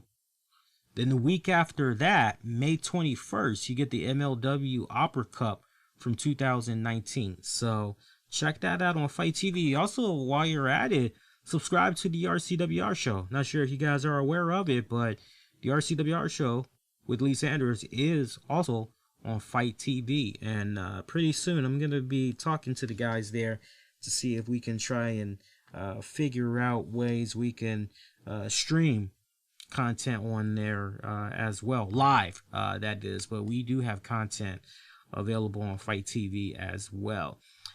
Got some New Japan Pro Wrestling news for you guys. New Japan Pro Wrestling, they have canceled this year's Best of the Super Juniors tournament. As you all know, pretty much ever since this pandemic really broke out, New Japan Pro Wrestling was among one of the first promotions to say, okay, all events, we're done. We're not doing anything right now. Latest casualty to this pandemic was New Japan's Best of the Super Juniors tournament that was supposed to be taking place between May the 12th to June 6th. Announcements for events scheduled after June 6th, that is going to be announced after New Japan continues to monitor the situation with the pandemic. So that's to be determined, basically. Remember also, going to WWE real quick. Remember how last week I was really ripping into WWE, bringing up the whole you can work with the Make-A-Wish Foundation, but when it counts the most and it comes to raising funds for relief aid to try to help out the healthcare workers, try to give back during this whole pandemic, WWE, mom is the word. Well, I don't know if they launched this last week, but definitely it's been making headlines this week. And I actually remember seeing it before I even saw it being reported on the websites. I remember seeing it a couple of days ago, actually. I kind of want to say maybe even during the weekend. I almost want to say it was during the weekend, because I actually was on the WWE shop site. And I was just browsing, looking up some cool stuff, and I saw a really cool Triple H commemorative jacket. Y'all know exactly what I'm talking about if you make your rounds on there.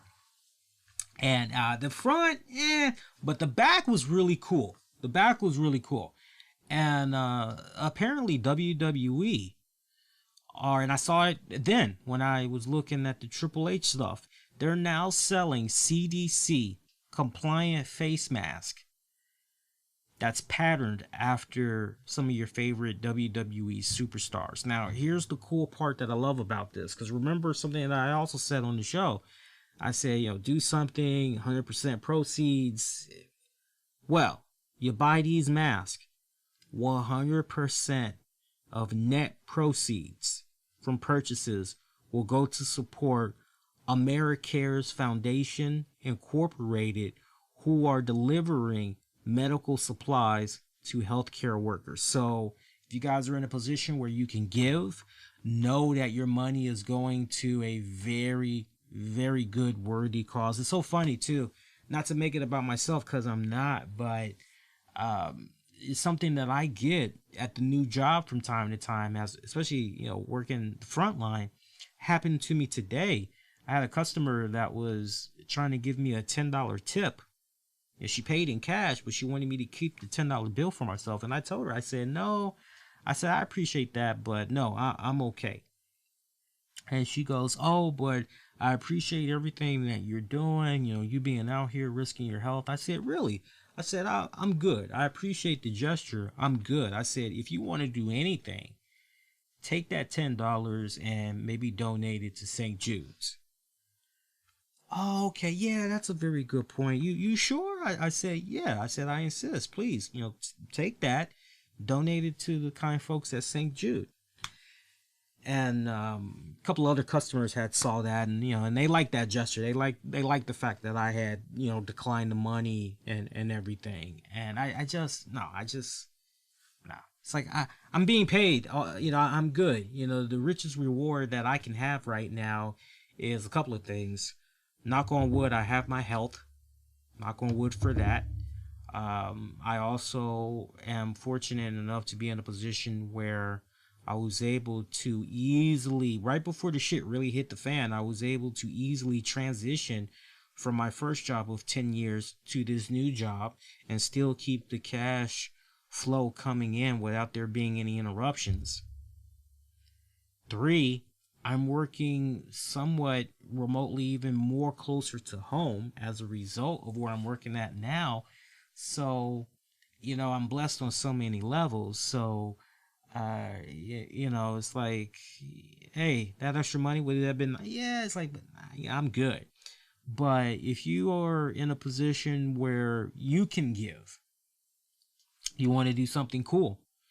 You want to try to, support these companies that's doing what they're trying to do with regards to medical supplies for the healthcare workers and everything, those working the front lines, then head to the WWE shop. And like I said, 100% of net proceeds from all purchases are going to be going towards the AmeriCares Foundation Incorporated for those face masks. To the company there delivering medical supplies to the healthcare workers. I was thinking about the face masks that WWE has. You guys see the designs? They're really freaking cool. I actually might buy a couple of those myself. believe it or not. So, and when I do, I'll let you guys know. I'm bummed out. I gave you guys at least 10 minutes. Now, damn near one of you guys had posted the NXT AEW ratings here. I got to do everything myself over here, man. Alright, so I am actually looking at the numbers right now. And AEW Dynamite. AEW Dynamite has extended its viewership winning streak once again over NXT to 3 consecutive weeks. So AEW on TNT looks like it averaged 732,000 viewers, and I said 710 AEW would get, so I was pretty damn close right there. Meanwhile, NXT did 663,000 viewers, and I had said NXT would do 585,000, so that's pretty damn good. You know, a little bit more off on the NXT number, but still relatively, you know, gotta give me some credit. That's actually pretty damn good. So yeah, and rightfully so. Rightfully so. You know, the right show won in the ratings war for this week. Also, something else I had wanted to run by you guys. It's kind of non-wrestling related here, but it caught my eye. I definitely wanted to bring it to you all's attention and everything. Actually, you know, right before that, you need some wrestling fix for this weekend. Check out Fox this Saturday. Now, you already know Friday, you got SmackDown. But Saturday, Fox is going to be hitting you with another dose of WWE. On May the 9th, this Saturday, at 8 p.m. Eastern on Fox, Corey Graves and Michael Cole, they're going to be hosting WWE's greatest ladder matches. So peep that out when you guys get a chance. You'll probably see some of your favorites, relive them over and over again. Combat Zone Wrestling, CZW, they postponed their Tournament of Death to a later date. It was scheduled for June the 20th. No new date has been announced yet. Tickets are going to be refunded, should be in the process of refunding as we speak. And I believe today is the last day of Todd McFarlane's Spawn Kickstarter. I told you guys about it a couple of weeks ago, and if you're following me on social media, I gave you guys a heads up about it. I said, check this out. And yeah, man, it's amazing how much money this guy was able to get from backers. I backed it myself. I've got the autograph classic Spawn that's going to be coming my way. Gino, thank you for the super chat, my friend. Hope you've been well, buddy. See, I told you I got the chat room open here. I got the unified chat. I'm not missing anything. I can see everything that you guys are posting there. I got to work on the graphics a little more there, man. We got the nice little cool graphic that popped up, but I got to work on the resizing there and all that shit. Yeah, but what was I saying there? I was talking about, that happens. I get a brain fart once in a while. I say tickets were going to be refunded for the ZZW event already, right? Yeah, I'm pretty sure I already touched upon that. I'm trying to figure out if there was something else it happens, folks. Old man's age, don't mind me. There was an interesting Zack Ryder Q&A interview that I want to bring to you guys' attention, and I gotta tell you, it was a great fucking interview.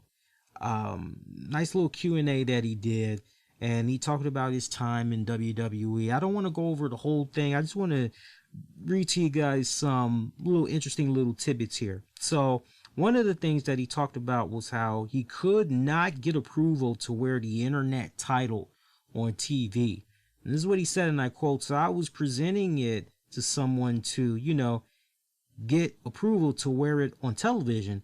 I was denied, and I was told that I'm a mark for myself, which isn't true. But like I said, I didn't actually think I was the $1 Million champion or the internet champion. I explained, it's just like the $1 Million championship, right? It's an accessory. It's cool because with a gimmick, and you could have sold these things, you could have made a killing selling these things. The foam, the replicas, but that did not happen. I never wore that on WWE programming, but it's in the video game. There's a t-shirt with it and my action figure, but I never wore it on TV. And he also talked about how he thinks he and WWE lost money over their disapproval of the title. He said, I think there was some money lost, a lot of money lost, especially at that time. Like I said, replicas of the foam stuff they sell at the events, like the merchandise stuff, or even, Mattel, the toy belts, but whatever. It's definitely my most prized possession. So, here's an opportunity right here where WWE, the hell with what you may think about the guy maybe being a mark for himself or whatever, all that be damn. Look at the buzz. Look at all the attention that he was getting for himself online. The guy was naturally going out there and getting himself over. And rather than look at this as, oh, well, you know what? Maybe we misjudged this guy. Maybe there's more to this guy that meets the eye. And, he's showing us something here. Maybe we need to run with him a little bit more. Let's give him a little bit more rope and see how far he can run with it. Just shutting the shit down. Just shutting the shit down. It's fucking ridiculous. It's fucking ridiculous. And to Aubrey in the chat, Aubrey is saying Charlotte is going to bury the entire NXT women's roster. I'm not seeing that right now. On the contrary, and if you go back a couple of weeks, I remember when we were talking about Charlotte going to NXT, I had said this is a great opportunity because to have a veteran like Charlotte Flair go over to NXT, especially during these times right now, the timing of it's awesome. I mean, considering how the shit didn't hit the fan, so to speak, really, but I don't want to go off into that direction. I want to stay on topic here. No, Charlotte is doing her part in helping out the women's roster overall. I'm not looking at Charlotte as bearing, and don't take my word for it. I mean, you're entitled to your opinion just as much as I'm entitled to my opinion, but the number one opinion that matters right now,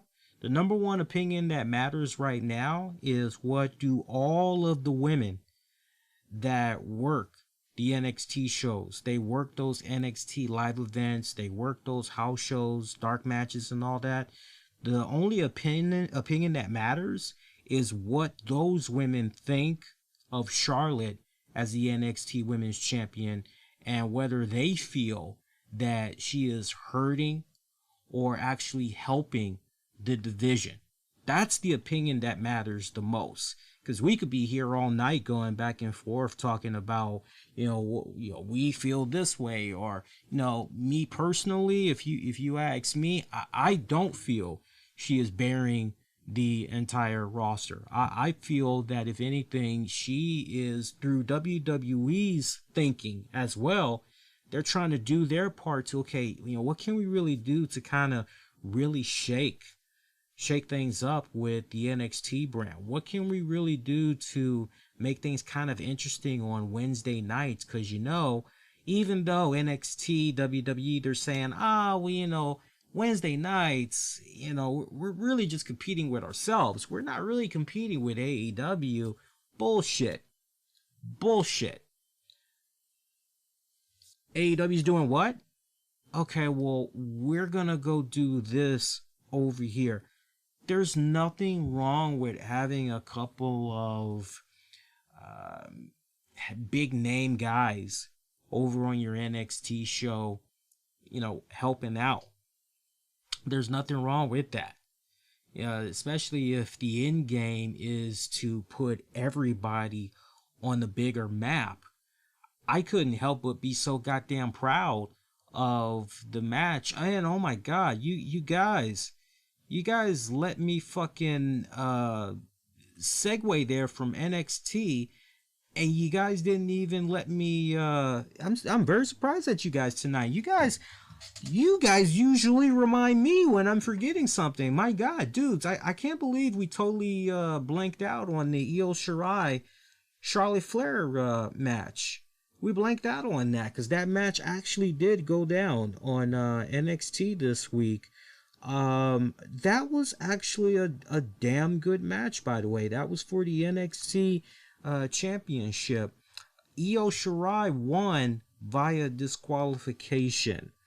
Let me tell you how that had basically got set up there. In the closing moments of that matchup, Charlotte was running, I think she was trying to do a running boot, and I think she was able to connect with that. Did a 2 count. Io counters with the Rana, misses the moonsault. Charlotte hits Io with a kendo stick, and that was by design. She just grabbed the kendo stick, and then wham, referee fucking DQs. Post match, Charlotte attacks Io's knees, and then Rhea Ripley comes out. Charlotte backs off. As Charlotte retreats, licking her wounds, you got Io Shirai talking Japanese. She's talking mad shit to Rhea. Basically, why the fuck were you in my business? Leave me the fuck alone. And this actually had continued backstage, where they continued trash talking and everything.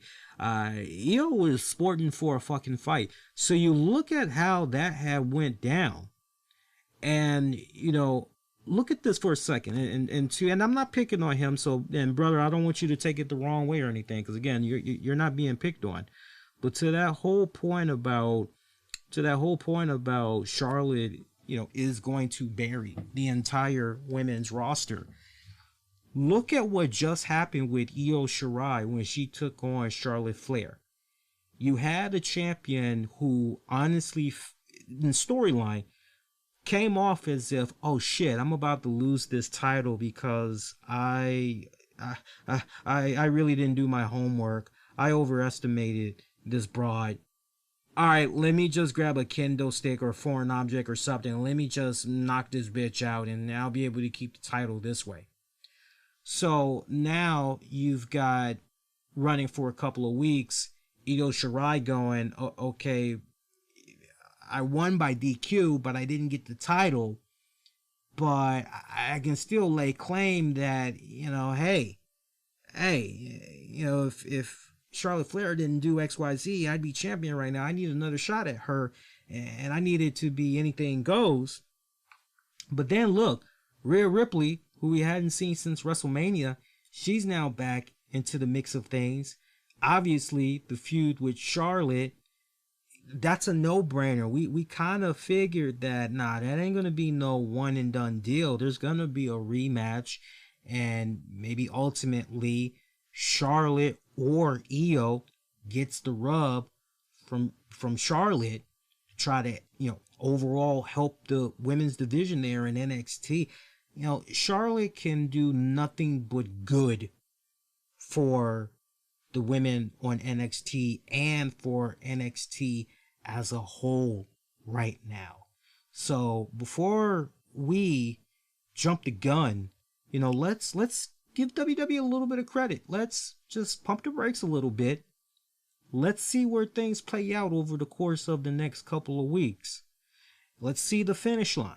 Let's get to that finish line first. Then once we get to that finish line, if it ends up being what Aubrey said, then hey, we could talk about it and go, okay, so this is what they did wrong. They should have went this way. Then we could discuss it then. But until something like that happens, that'd be kind of premature. It's kind of like you know what I'm saying? It's like you meet a girl, you meet her on eHarmony or whatever website, and you're like, oh man, she's got a great looking face. Oh man, hey, she's this age. Oh wow, her measurements are blah blah blah blah blah blah blah blah blah. Hey, awesome. Bitch is probably gonna leave me in 5 years. We're gonna have a kid, and we're gonna be fucking in custody going over that kid, fighting over visitation rights. It's like, dude, you're going through all of this shit, and you haven't even worked up the nerve to ask her on the first date yet. You've gone through a couple of phone conversations, and that's gone pretty good, but you haven't even had the first date yet, and you're already looking at shit doom and gloom. Pump the brakes. That's all I gotta say. Pump the brakes. All right. Anyway, I'm very disappointed in you guys. You almost let me go the entire show without bringing up Charlotte Flair and the Io Shirai match. I'm very, very disappointed in you guys, but I still love you guys regardless. All right. So, a couple more tips we can get into here. I got some non-wrestling related news, just a couple, and then we're going to go out. So, producer Chris Miller, that name sounds familiar. It should. If you guys had saw Spider-Man Into the Verse, you'll get where I'm going with this. So, producer Chris Miller, he recently confirmed in an interview that, believe it or not, Tobey Maguire, Andrew Garfield, and Tom Holland all were supposed to have cameos in Spider-Man Into the Verse, but it ultimately got shot down by Sony. Now, some of you guys may probably be saying, where the fuck was that supposed to happen? Basically, it was going to happen after the end credits, and if I remember it right, I believe Tom Holland went on social media and talked about how he had, I believe he filmed his spot or whatever, and it ended up not being used, and he was bummed out or whatever. Now, if you're wondering why it was shot down by Sony, Sony felt that it wasn't time. Boy, if that's not the weirdest, stupidest thing I've ever heard, when is the time? Is my question, but whatever. Kind of staying with Marvel there for a little bit. Ghost Rider. Rumor has it Ghost Rider is going to be coming back into the Marvel Cinematic Universe. However, it's going to be rebooted. Now, I know some of you guys were big fans of the show Agents of S.H.I.E.L.D., and you remember the version of Ghost Rider on there, Robbie Reyes, that was portrayed by Gabriel Luna. He was rumored to be having his own show on Hulu. Well, sadly, that got nixed, ultimately, by Marvel. Word is Marvel wants to do a reboot. Kevin Feige, name sounds very familiar. Y'all know that name by now.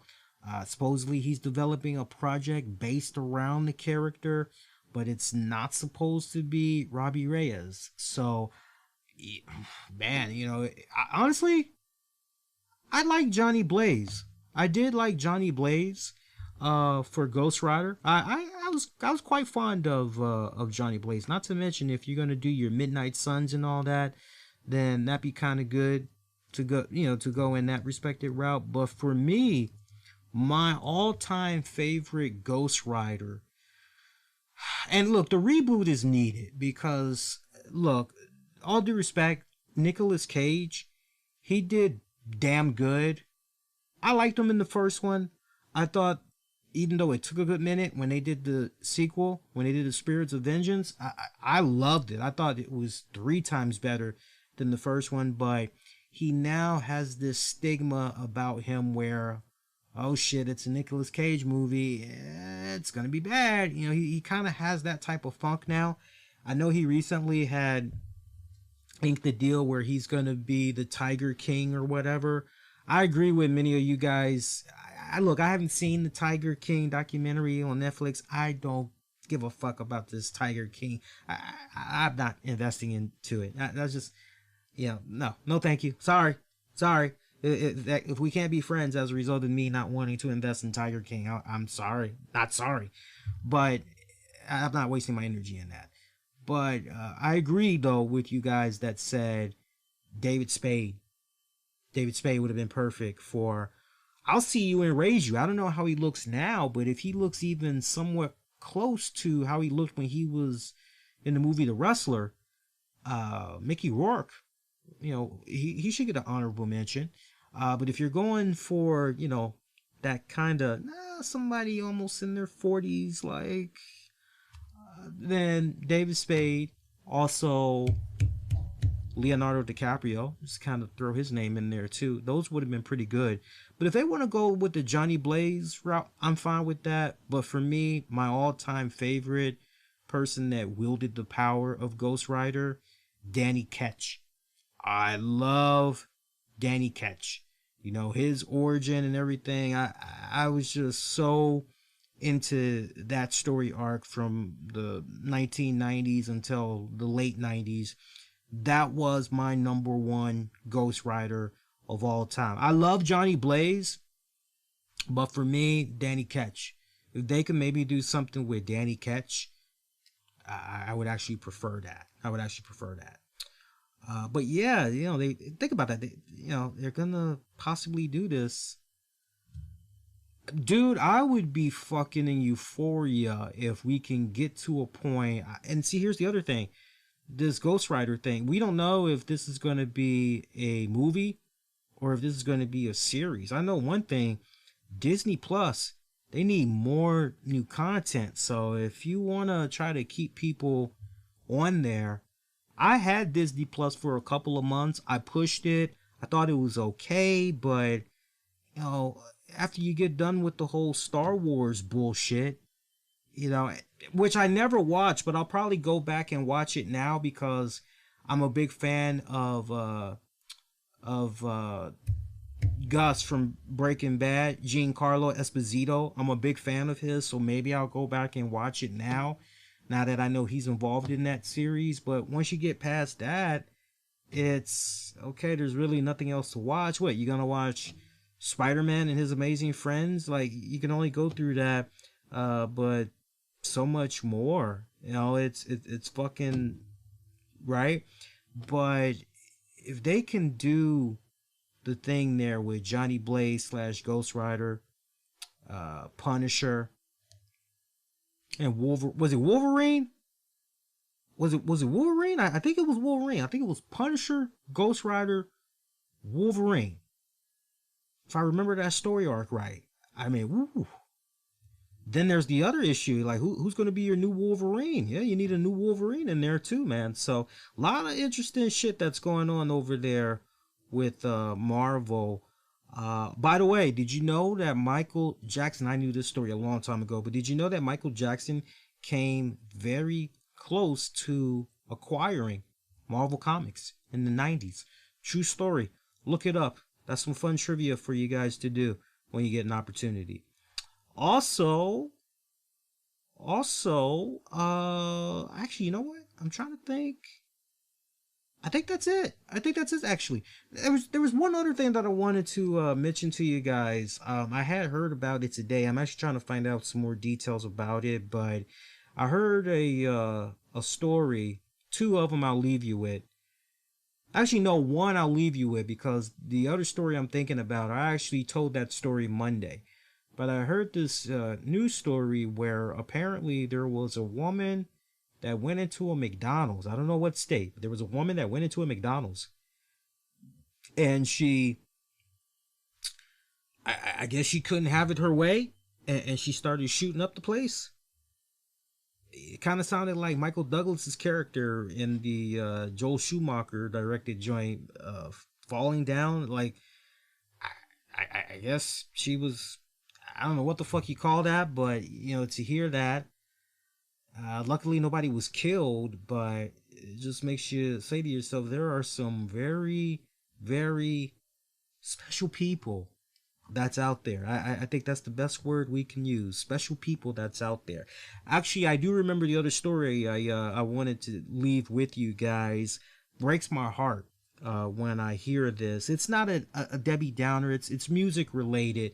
If you saw the title of the episode via YouTube or on demand on the downloads, then you get an idea of what I'm getting ready to talk about. But quite sad. So the surviving members of Soundgarden. This consists of Kim Deal, Matt Cameron, and Ben Shepherd. They have filed a counter lawsuit against the late lead singer Chris Cornell's widow, Vicky Cornell, and the Cornell estate in the U.S. District Court in Miami. It was filed on Wednesday, May the 6th.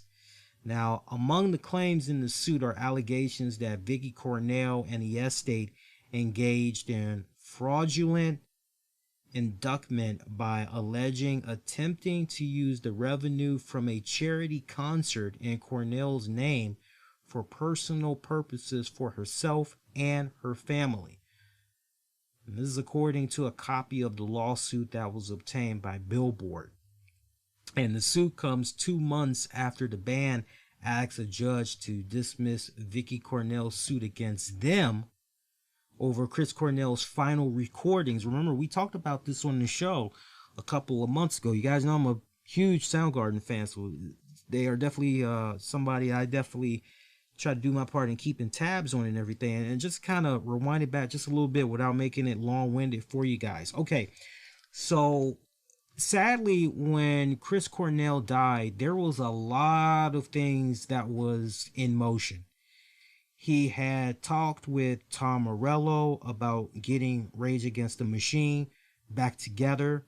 You know, it was still preliminary talk. Nothing was recorded or anything like that, but he was trying to get that restarted again. He was going into the studio with Soundgarden to do a follow-up to 2012's King Animal album, first album of new material since their previous album. And you know, he laid down vocals, and you know, they did not have an official, all right, this is mixed, you know, we produced this, you know, this is as it is. Everything was just Chris vocals. So, you know, when Chris died, funeral passes and everything like that, time has passed, wounds get maybe healed up, or hey, we can now go forward. You know, let's try to make some music. They tried to reach out to the Cornell estate, as they were under the impression originally, hey, Chris's vocals, we can, well, no, because that's part of Chris Cornell's estate, and the person that ultimately controls it is Vicky Cornell. So they went to Vicky Cornell, hey, can we get the master tapes of Chris's vocals so that we can go into the studio and we can do what we need to do? You know, you can get them back, but I mean, we could do what we can with the copies, but we really need the masters.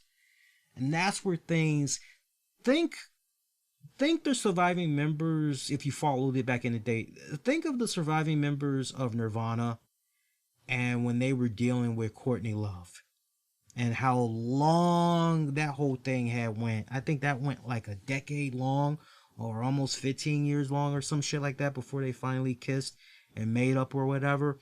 Okay, so that, with regards to the whole final recordings, now you're caught up to speed. So again, the suit, this comes 2 months after the band asked the judge to dismiss Vicky Cornell's suit against them over Chris Cornell's final recordings, or move the dispute to Washington State. The countersuit argues that the band members had reached an oral agreement with Vicky Cornell to perform at the January 16, 2019 I Am the Highway, a tribute to Chris Cornell concert, with the understanding that any funds raised would go to the Chris and Vicky Cornell Foundation.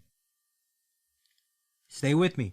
To date, however, they claim, the surviving members of Soundgarden, they claim that the recipients of the proceeds from their first show together since Chris Cornell's death in 2017, which they claimed could be many millions of dollars, have not been identified.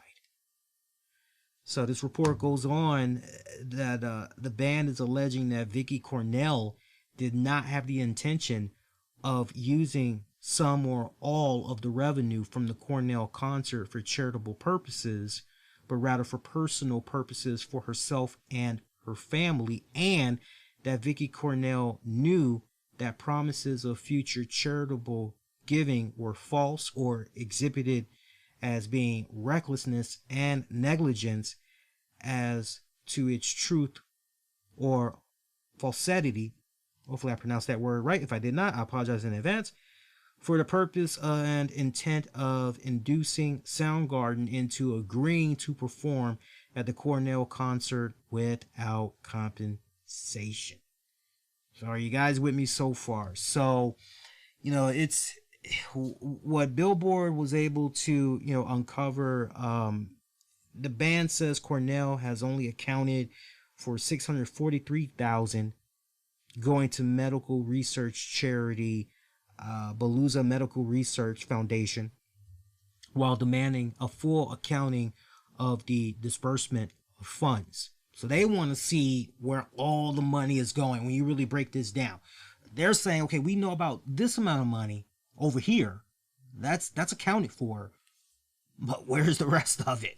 So they want to get things opened up and everything. The countersuit also claims that Vicky Cornell has taken over Soundgarden's, home in on this, Vicky Cornell has taken over Soundgarden's social media accounts and identified herself as Soundgarden, while refusing to deliver the login information and other access rights to the Soundgarden social media accounts, or to otherwise relinquish control over them. I mean, is this fucked up, or is just Yoko Ono did not even do this to the Beatles and John Lennon, not to this fucking extent.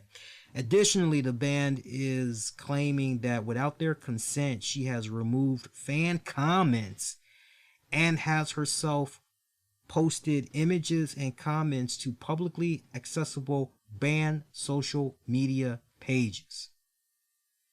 So this is just, I mean, this is just, there's a whole lot more to this, but I mean, we can just stop right there, because I mean, we just continue otherwise to just go down a rabbit's hole when it's all said and done. But when you hear this shit, you just can't help but shake your head and go, what the hell? This doesn't make any sense. Now look, let's flip it to her side. Some of you guys are probably saying, wait a minute, what's going on with her lawsuit against the band and everything? All right, so Vicky Cornell and the Cornell's estate lawyer Marty Singer said, and I quote, "It's unfortunate that Chris Cornell's 3 former bandmates, who have made millions of dollars from Chris's hard work, talent, and creativity, continue to attack Chris's legacy, his widow, and his young children by making salacious, vicious allegations in order to distract from the truth.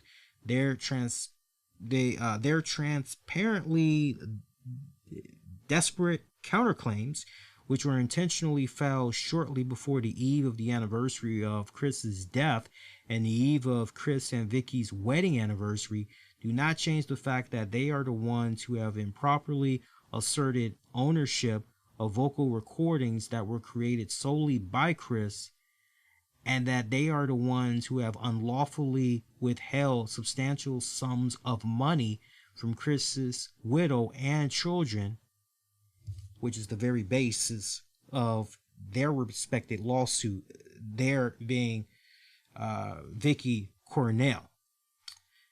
The lawyer went on to say that his client vehemently denies the supposed facts in the countersuit, promising swift legal action, adding that it is ironic that Cornell's former bandmates now fraying outrage over the tribute concert, which he said raised over $1 million for the late singer's foundation, paying more than $650,000 to EBMRF for medical research, and which has nothing whatsoever to do with the issue of who owns Chris vocal recordings.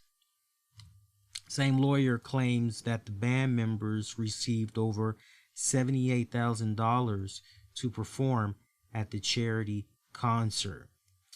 Go on to say, as Chris' former bandmates are well aware, every single penny of the proceeds generated by the concert were properly allocated and accounted for, and their statements are not only false and defamatory, but demonstrate the depths to which Chris's former bandmates are willing to sink to tarnish his legacy. Vicky Cornell also posted a pointed tweet on Wednesday, seemingly in response to the countersuit, and I quote, "You were so wrong to think you'd silence me by lies, intimidation, and fear, that you might break me because it's a gut-wrenching time." I mean, this is just, it almost makes what was going on with the surviving members of Nirvana against, Courtney Love and her being in control of the estate and everything. It almost just makes that look like fucking amateur hour, the way this is going on. And look, man, I always tell you guys, wait until more information comes out. Wait until you got all the facts that's laid out at your fingertips for you to, kick back and read and try to process and make sense out of all of it. But if I gotta give just 2 cents from a distance, one of the first things that kind of, a little bit is hearing some of those audio recordings from Vicky Cornell, when Chris Cornell, right before he died or whatever, and he was kind of out of it, and she's demanding to know if he XYZ again, and it kind of came off as if she was belittling him, kind of scolding him, and I didn't really like how she had came off there. Now, I'm not using that as, she's a bitch. But that did kind of make me raise an eyebrow, just a little bit, okay? Now, when I look at the surviving members of Soundgarden, yeah, you can make the argument that, hey, not for nothing, but before Chris decided, let's go ahead and let's do Soundgarden again. Well, not for nothing, but Matt Cameron, he's been busy with Pearl Jam. He's been their bases. I mean, he's been dual duty. Anybody that follows rock knows that. So Matt Cameron doesn't need fucking money. Ben Shepherd, he tried to do some stuff with some other bands and things didn't really materialize, sadly. So Kim Thayil, little spots here and there, but nothing really substantially since Soundgarden. So, you could say that definitely Kim and Ben, as far as, hey, who's really benefiting the most here? Yeah, you could maybe go that route, but I mean, honestly, and see, I actually had the fortunate opportunity to see Soundgarden back when they were at the old Patriot Center in Virginia. Is it the Patriot Center? Not Pavilion. It was known as the Patriot Center. I was able to see them, and this was before King Animal came out.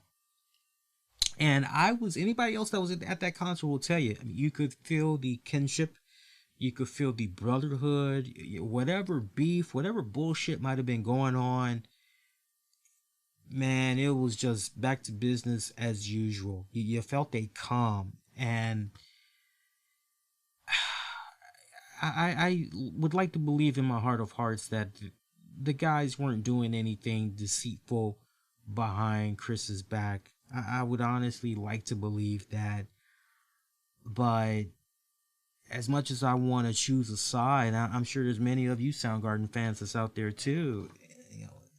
We have to admit, it just doesn't look good regardless, whether you are for the widow or you're for the band. Just either way, it doesn't look good on so many levels. There's got to be some type of a common ground, some type of a peaceful resolution that everybody can, okay, let's just come here, let's do this, kiss and make up, and we're done. We are done. If she really has taken control of the band's social media accounts and all of that, why is my question? Why? Because she's not Soundgarden. This ain't the Beatles and she's the unsung fifth or whatever member.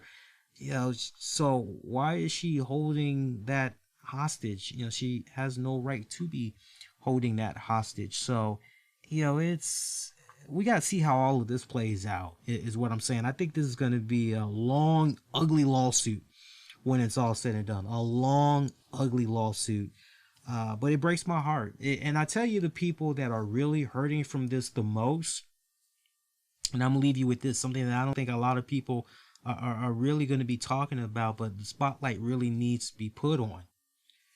Give them their privacy, of course, but you know the biggest victims of this? And before anybody says the fans, you know, yeah, okay, yeah, Chris's vocals, okay, one last good hoorah of a Soundgarden album. Is that what everybody would like? Is one last time? Sure, sure. But you know what? You got 2012's King Animal. Fans will be just fine with that. But no, for me, the biggest victims of them all, of this whole situation, is the kids of Chris Cornell. Is the kids, because when it's all said and done, these kids are ultimately being denied the access to somebody that their dad knew, you know, worked with, cried, you know, everything, broke bread with for decades.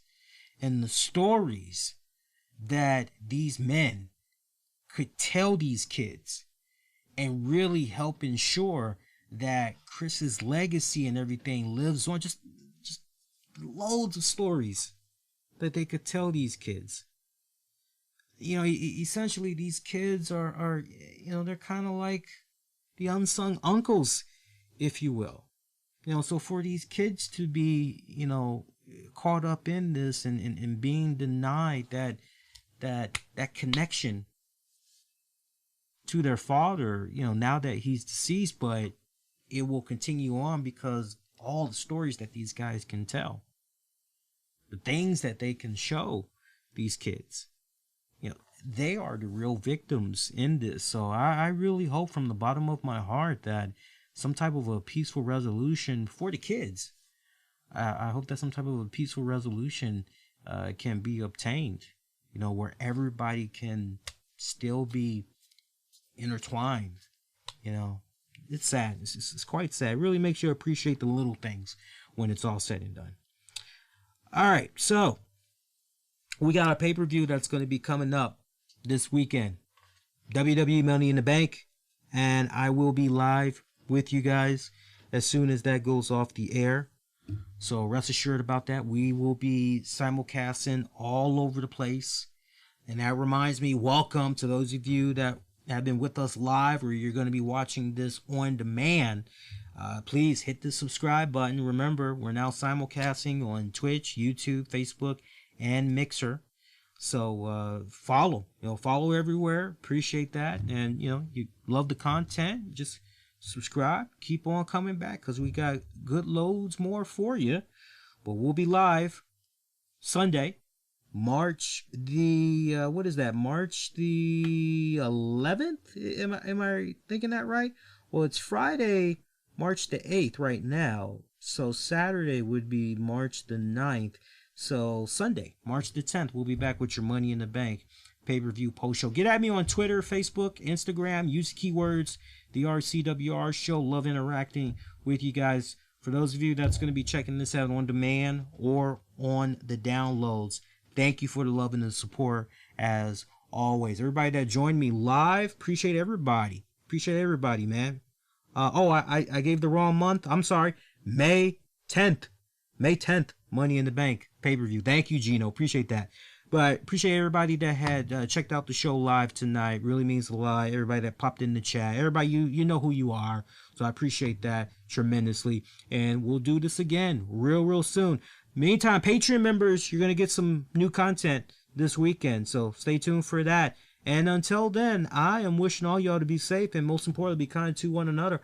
I will see you next go round.